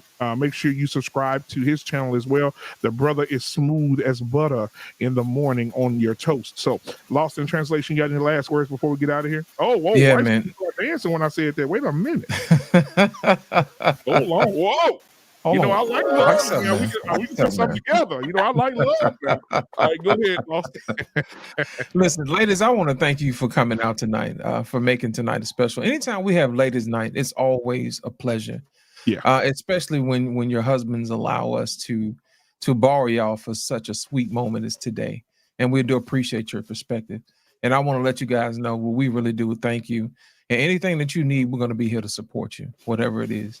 So I want to say thank you. I also want to say thank you to the people who came out tonight for hitting the like button, hit subscribe, and hitting share. In order for us to grow this channel, we want to make sure that we get the message out, because this is a message that needs to be heard. And Black Man is definitely putting in the work Monday through Monday, every day of the week. You know what I'm saying? You better say it. Somebody need to give him his flowers while he's still here. You know what I'm saying? So he putting in the work, and he's allowing other people to put in the work as well too. So I want to thank everybody for coming out. Here's the thing. The main purpose of these shows is to make sure you put your thinking cap on. We want you to be able to think for yourself. Don't take our word for it. You know what I'm saying? Because we just figuring this thing out too, just like y'all. But at the end of the day, if enough of us put our thinking caps on, we can pretty much find out exactly what's going on. I'm the first person to tell you, hey, I want you to think for yourself, because I got, I'm busy thinking for myself. I ain't got time to think for nobody else. So if I give you the tools, you know what I'm saying, I'm teaching you how to fish for yourself. You know what I'm saying? If I just give you something, then you just gonna eat for a day. But see, I want you to feast every day that you're alive. You know what I'm saying? So that's my whole thing. Ladies, thank you for coming out. Black man, thank you for having me this evening. And I just want to say, y'all be great every day, each and every day. And go subscribe, or we're gonna virtually jump everybody. Y'all have a good night. We out.